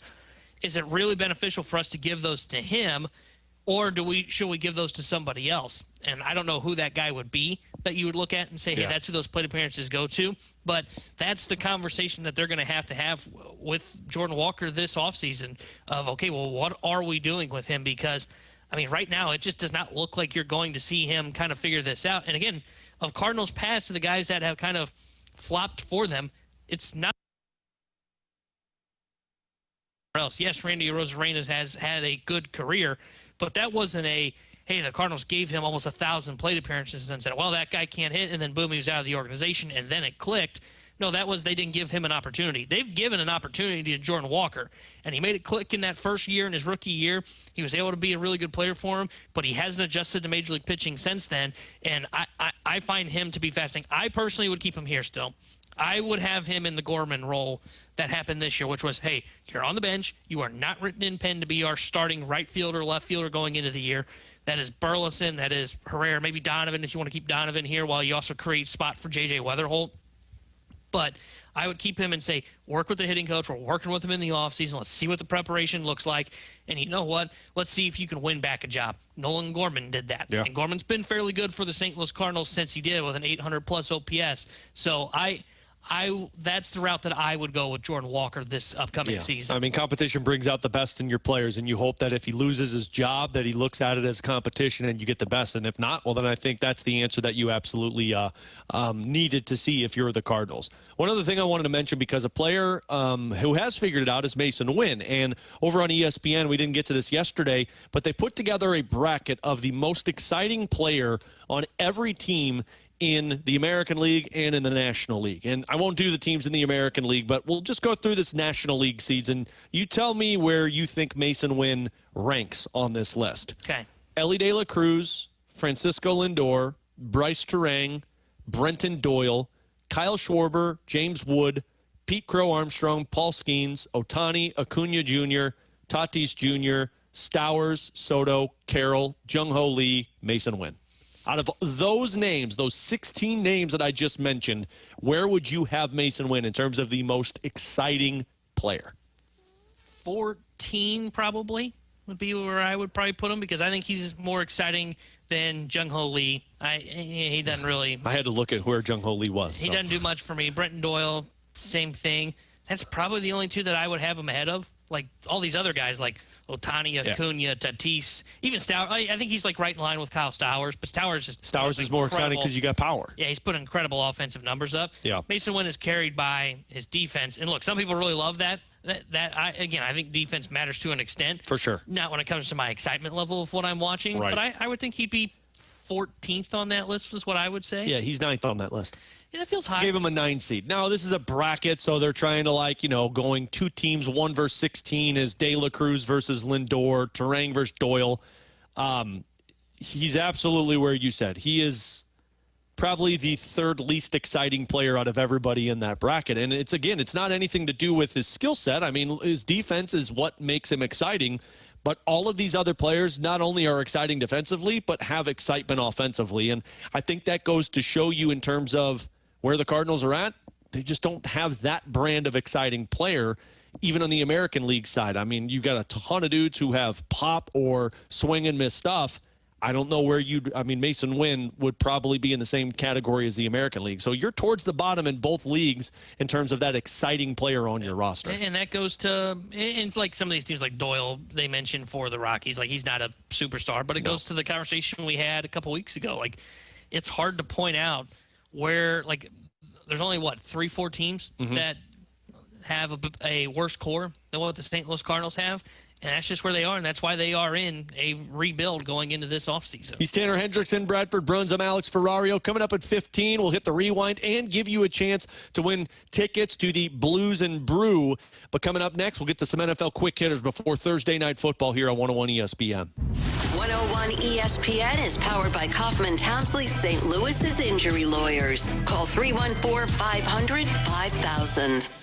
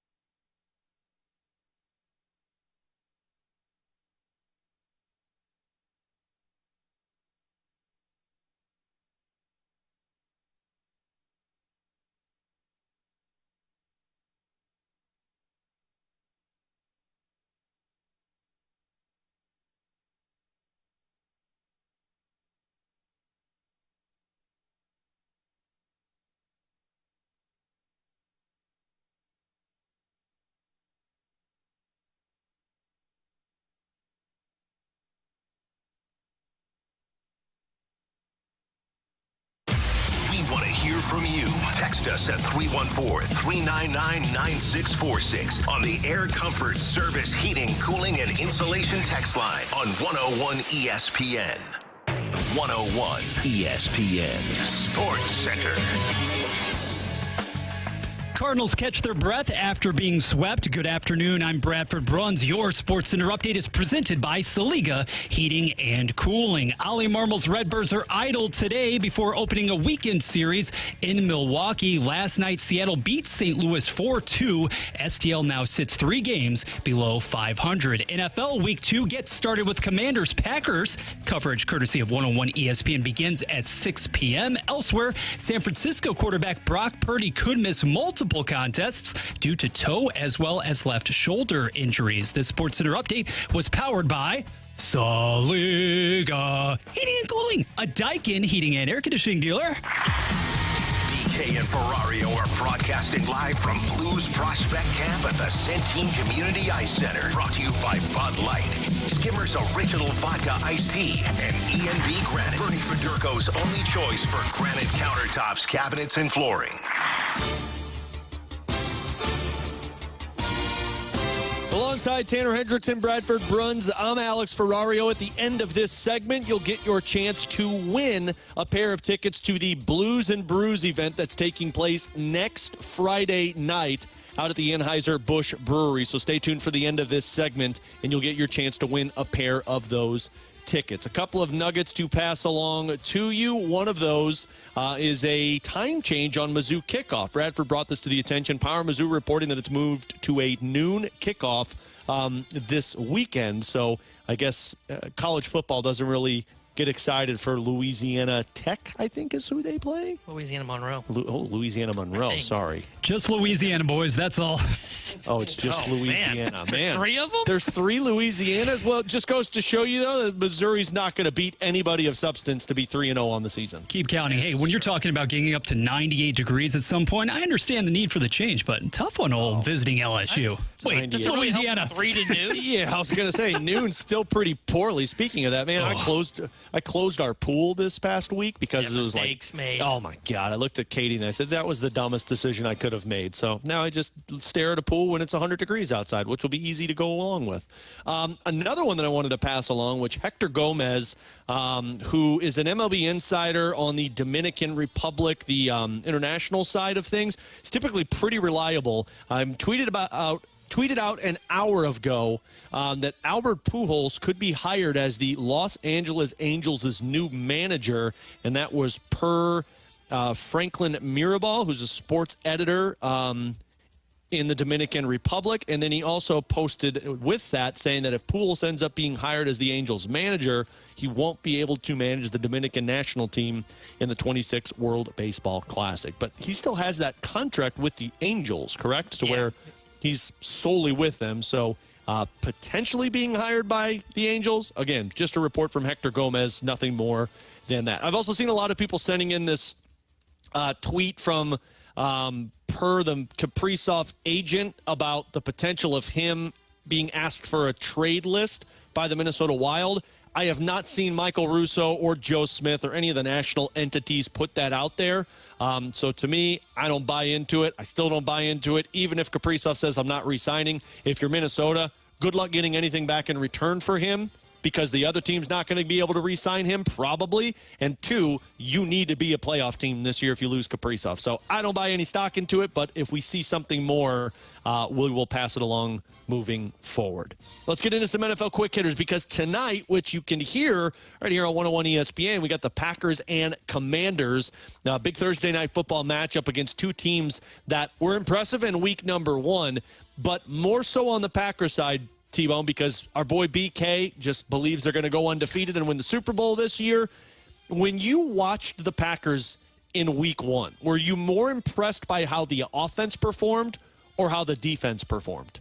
I was impressed with the defense by the way that they were able to shut down that Detroit Lions offense. Yeah. And look, the Lions, yes, have a new offensive coordinator, but most of those pieces return. Now, they did lose their center, which was big, but they still have St. Brown. They still have Williams. Goff is still there. They had Gibbs and Montgomery, and the Packers' defense was really impressive in that game. So I'll be curious to see how they look against Jaden Daniels in this Commanders offense. Micah Parsons, is he going to be a menace in that backfield again like he always is? But what I'm most interested by, because I was more impressed with the defense, what's Jordan Love look like in this game against the Commanders? That's why I asked the question, because I was more impressed by the defense, which tells you I still don't trust Jordan Love. But this might be a game that you have the chance to change my opinion. Yeah, and I don't know how much that I really like the Commanders' defense. Yeah. But again, it just comes down to, okay, can they start 2-0? Can they get off to a quick start, the Packers? Because it looks like the North is going to be weaker than we thought. I mean, we saw the performance against the Detroit Lions. We saw what the Bears and Vikings look like when we came off that game on Monday night saying, hey, these aren't playoff teams. Yeah. So if you can start 2-0 and you take down the Commanders, you would have beaten the Commanders, who was the biggest surprise from the NFC last season and looks like a team that's going in the right direction with a great young quarterback. And you would have taken down the Lions, who were the top dog in the NFC last year. That's impressive to start off 2-0 with that schedule. I'm fascinated to see what Jordan Love looks like tonight against the Commanders. Well, and the other thing with Jordan Love is, what do you do when you go up against another competitive quarterback that when the ball's in his hands, and I know that you need to win a game, he comes up with it? If you look through the schedule last year for Jordan Love, and I know that's not the end-all, be-all, but look at the teams that they beat versus the teams that they lost to. They beat the Rams. That's an arguably good team with Jordan Love. They won 2 games when Love was out last season. But then they beat the Cardinals. They beat the Texans. They beat the Jaguars. They beat the Bears. They beat the 49ers. They beat the Marlins, the Dolphins. They beat the Seattle Seahawks. They beat the New Orleans Saints. They lost to Minnesota. They lost to Detroit. They lost to Minnesota again, and then they lost to the Eagles. Can you carry your team to success the same way that Jaden Daniels has been able to carry your team to success? Because it's not that I don't trust Jordan Love. It's I don't trust Jordan Love with the weapons around him. Because unless it's Josh Jacobs, that's about it. I thought Matthew Golden looked good in week 1. Maybe he can become the go-to guy for Jordan Love. But they just don't have those playmaking difference makers like Jaden Daniels has with Samuel and, of course, Terry McLaurin. Well, and, I understand the argument, and I've heard this with Justin Herbert, who I think kind of falls in line with Jordan Love. Yeah, well, look at the weapons, right? He doesn't have the weapons around him. Okay, sure, I'll hear that to an extent. I don't like Patrick Mahomes' weapons right now, and he kept the Chiefs in that ball game over on Friday in Brazil. So I think if you've got one of the best quarterbacks in the league and you think that, hey, this guy can win us the Super Bowl, even if you have lackluster weapons, that guy can make those guys that much better, And I think that's where I look at Jordan Love, and that's where I'm like, man, I think he's a good quarterback. Don't get me wrong. I don't think he's Bryce Young in Carolina, right? I don't think he's no, he's not that. But is he going to get to that next level? Is he going to be able to lift those wide receivers that are around him? Yes, the Packers do need to get more support around him to make that team better. But, okay, Jordan, this is year 3 now of being the full-time starter. Yeah, last year dealt with injuries. I'll give him a little bit of that one. Let's see it, right? Go out there, beat the Washington Commanders, take down this defense that, again, I don't think is that great, and put up big numbers and take the Packers to that next level, because we can talk about a roster construction all we want. The guy that is the driving force of are you a legitimate contender or not is your quarterback. Yeah, absolutely. Well, speaking of quarterbacks and Brock Purdy, who T-Bone mentioned, San Francisco 49ers are in for it because according to Ian Rappaport earlier today, he's expected to miss 2 to 5 weeks with a form of turf toe, and that's on top of that team already being without Brandon Ayuk, and they're going to be without George Kittle, who's going to be out for 4 to 6 weeks due to that hamstring injury. What do you make of the 49ers now? Because the NFC West, in my opinion, was the number 1 question division that actually had competitive teams that just don't know how they're going to come out on top. It's not like the South division in the AFC to where nobody's going to come out that I really trust. But without the 49ers, and I don't trust the Cardinals after watching them barely beat the New Orleans Saints, now you're down to Rams and Seahawks. And frankly, I lean Rams because of the quarterback and the coach. Yeah, this is the tough part with the 49ers, and it's why it's always tough to kind of make predictions on them. It's not shocking these 3 guys are injured already, right? They have a history of this. George Kittle has an injury history. Brandon Ayuk has an injury history. Brock Purdy has dealt with injuries in his career. Remember, he blew out his arm during the playoffs 2 years ago. So it's not shocking to see that these guys have gone down. They have a tough time staying on the field. They could still be fine, right? They started 1-0, which is good. They still have Christian McCaffrey long as he stays healthy. But again, talk about a guy that's a question mark. How long is that going to stay for the 49ers? If this is just a 2-week absence and Brock Purdy's able to come back at the minimum here, they will be fine. If this goes 5 weeks and then also it's one of those things where, man, he's got turf toe. It's now kind of he's starting to move a little bit differently. He can't move in the pocket. Now he's not able to scramble. Then things change on them. But the Kittle injury is still the bigger one right now. We'll see on Brock Purdy. This is what's so tough. I don't know what to make of them because of these injuries that they have, because I think they're a good football team when they're healthy. They're never healthy, though. Yeah. Like, what do I make of you when you can't stay on the football field? Like I love your coach and I love the weapons that you have when you're healthy. But, I mean, without Brock Purdy, I just don't know how, and I haven't looked deep enough into their schedule. Like, I'm sure their schedule isn't that difficult, but man, when I look around the NFC with the Commanders and the Eagles and even how the Cowboys offense performed in week 1 against Philadelphia, I look at the Packers, I look at the Lions, I look at both Tampa Bay and Atlanta. Boy, the space for struggles early on is very limited in the NFC. Like in the AFC, we've talked about how, the Chiefs may start 0-2. The Chiefs may start 1-4. I still wouldn't doubt them because beyond your top 4 or 5 teams, the AFC still feels winnable. The NFC, if you struggle in the first 6 weeks of the season and you're without impact players in the first 5 to 6 weeks, that might not be something you could come back from with some of these other teams. Yeah, I don't know on that because I think both conferences are really wide open. Now, the AFC has got more of the top-tier contenders like Baltimore, Buffalo. I think the Chiefs are still up in that conversation. We'll see kind of how they go as the season progresses here. And then it's just kind of everybody else, in my opinion. There's a couple teams that look like they're going to be really bad this year. And then I kind of feel the same way about the NFC. The Eagles are probably that top-tier team. And then, like, 2 through 7, I could see settling out anyway. And there are still teams, like, on the outside. Like, Atlanta kind of looked like a playoff team, in my opinion. Yeah. And they're in the South. And maybe, I was lower on the Bears and Vikings, said, hey, not a playoff team. They could find a way to sneak their way in. If what we saw in that fourth quarter is what McCarthy's going to be the rest of the season and he continues to build off of that, okay, now the Vikings are more interesting. So, yeah, if you're the 49ers, you can't start too far behind the 8 ball. But I think the good news for them is I don't think anybody's really going to run. I don't think you're going to see 7 teams really separate themselves. I don't even think the Rams will be able to separate themselves over the next, 3 weeks to say, okay, here we go. Yep, we can kind of wipe our hands clean. We've won the NFC West. No, the Rams still have some major question marks to where I don't think they can get off to such a great start. They bury the 49ers here in the first couple of weeks. Yeah, one other note in the NFL, Xavier Worthy looks like he's going to be playing this week for the Kansas City Chiefs, so at least they get another weapon that's not Hollywood Brown. But to what extent he's healthy, we'll have to wait to find out once they're in action. But a hell of a football game tonight, Thursday Night Football. You got Packers and Commanders, which you'll be able to hear that action here on 101 ESPN. All right, now get your chance to win 2 tickets to Blues and Brews next Friday, September 19th at the Anheuser-Busch Brewery. Get fired up for the blues season at this outdoor street party featuring live music from the band Perry, plus appearances by blues players, alumni, food trucks, on-stage festivities hosted by 101 ESPN's Chris Kerber and Joe Vitale, and so much more. Tickets are on sale now for Blues and Brews, presented by Bud Light, 101 ESPN, 92.3 WIL, and Scott Lee Heating Company. Find all the details at 101ESPN.com. On the junk drawer, we talked about the movie that is making money playing at the Sphere. What movie did we talk about that's playing at the Sphere and making all of the money? You tell us the name of that movie and your texter 101 to our Air Comfort Service text line. You'll win the pair of tickets to Blues and Brews. Tanner Hendrickson, Bradford Bruns. I'm Alex Ferrario. We'll come back and rewind it next here on 101 ESPN.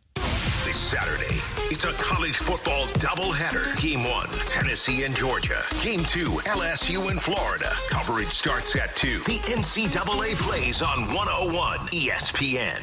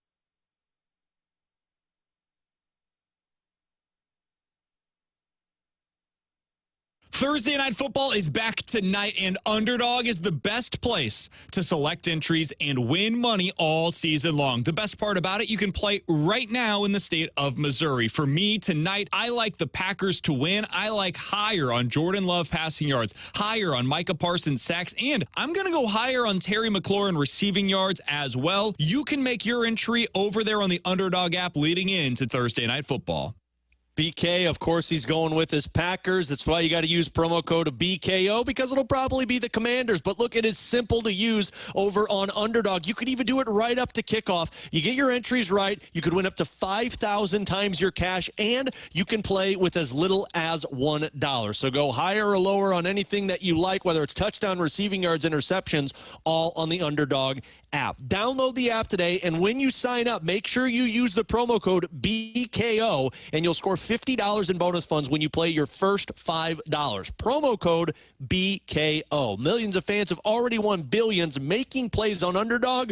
Will you be next? Underdog, make plays, win money. Must be 18 plus and present in Missouri. Terms apply. See assets.underdogfantasy.com/web/play and get terms _DFS_.html for details. Concerned with your play, call 1-800-GAMBLER or visit www.ncpgambling.org.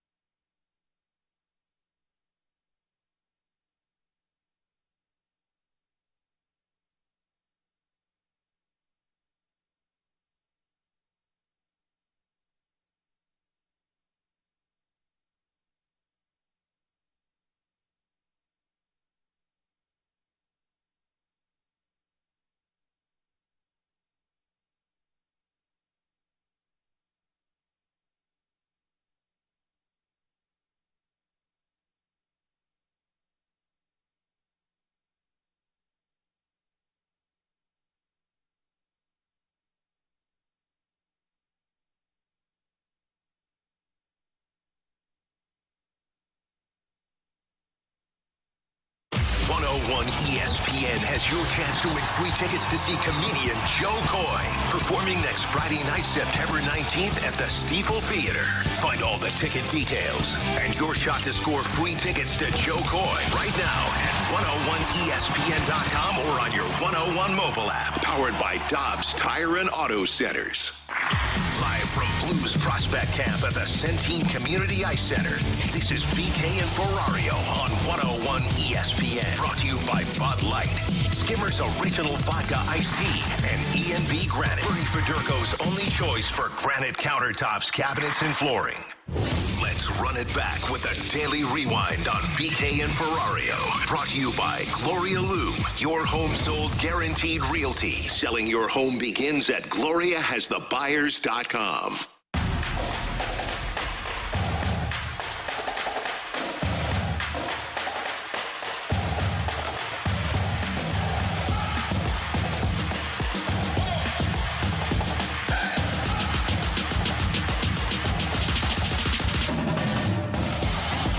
That's going to put a wrap for BK and Ferrario today from our Centene Community Ice Center studios, the E&B Granite studios. Appreciate all of Bradford's help out in our 101 ESPN studio, handling it today with Tanner Hendrickson. I'm Bradford Bruns. That's Bradford Bruns. I'm Alex Ferrario.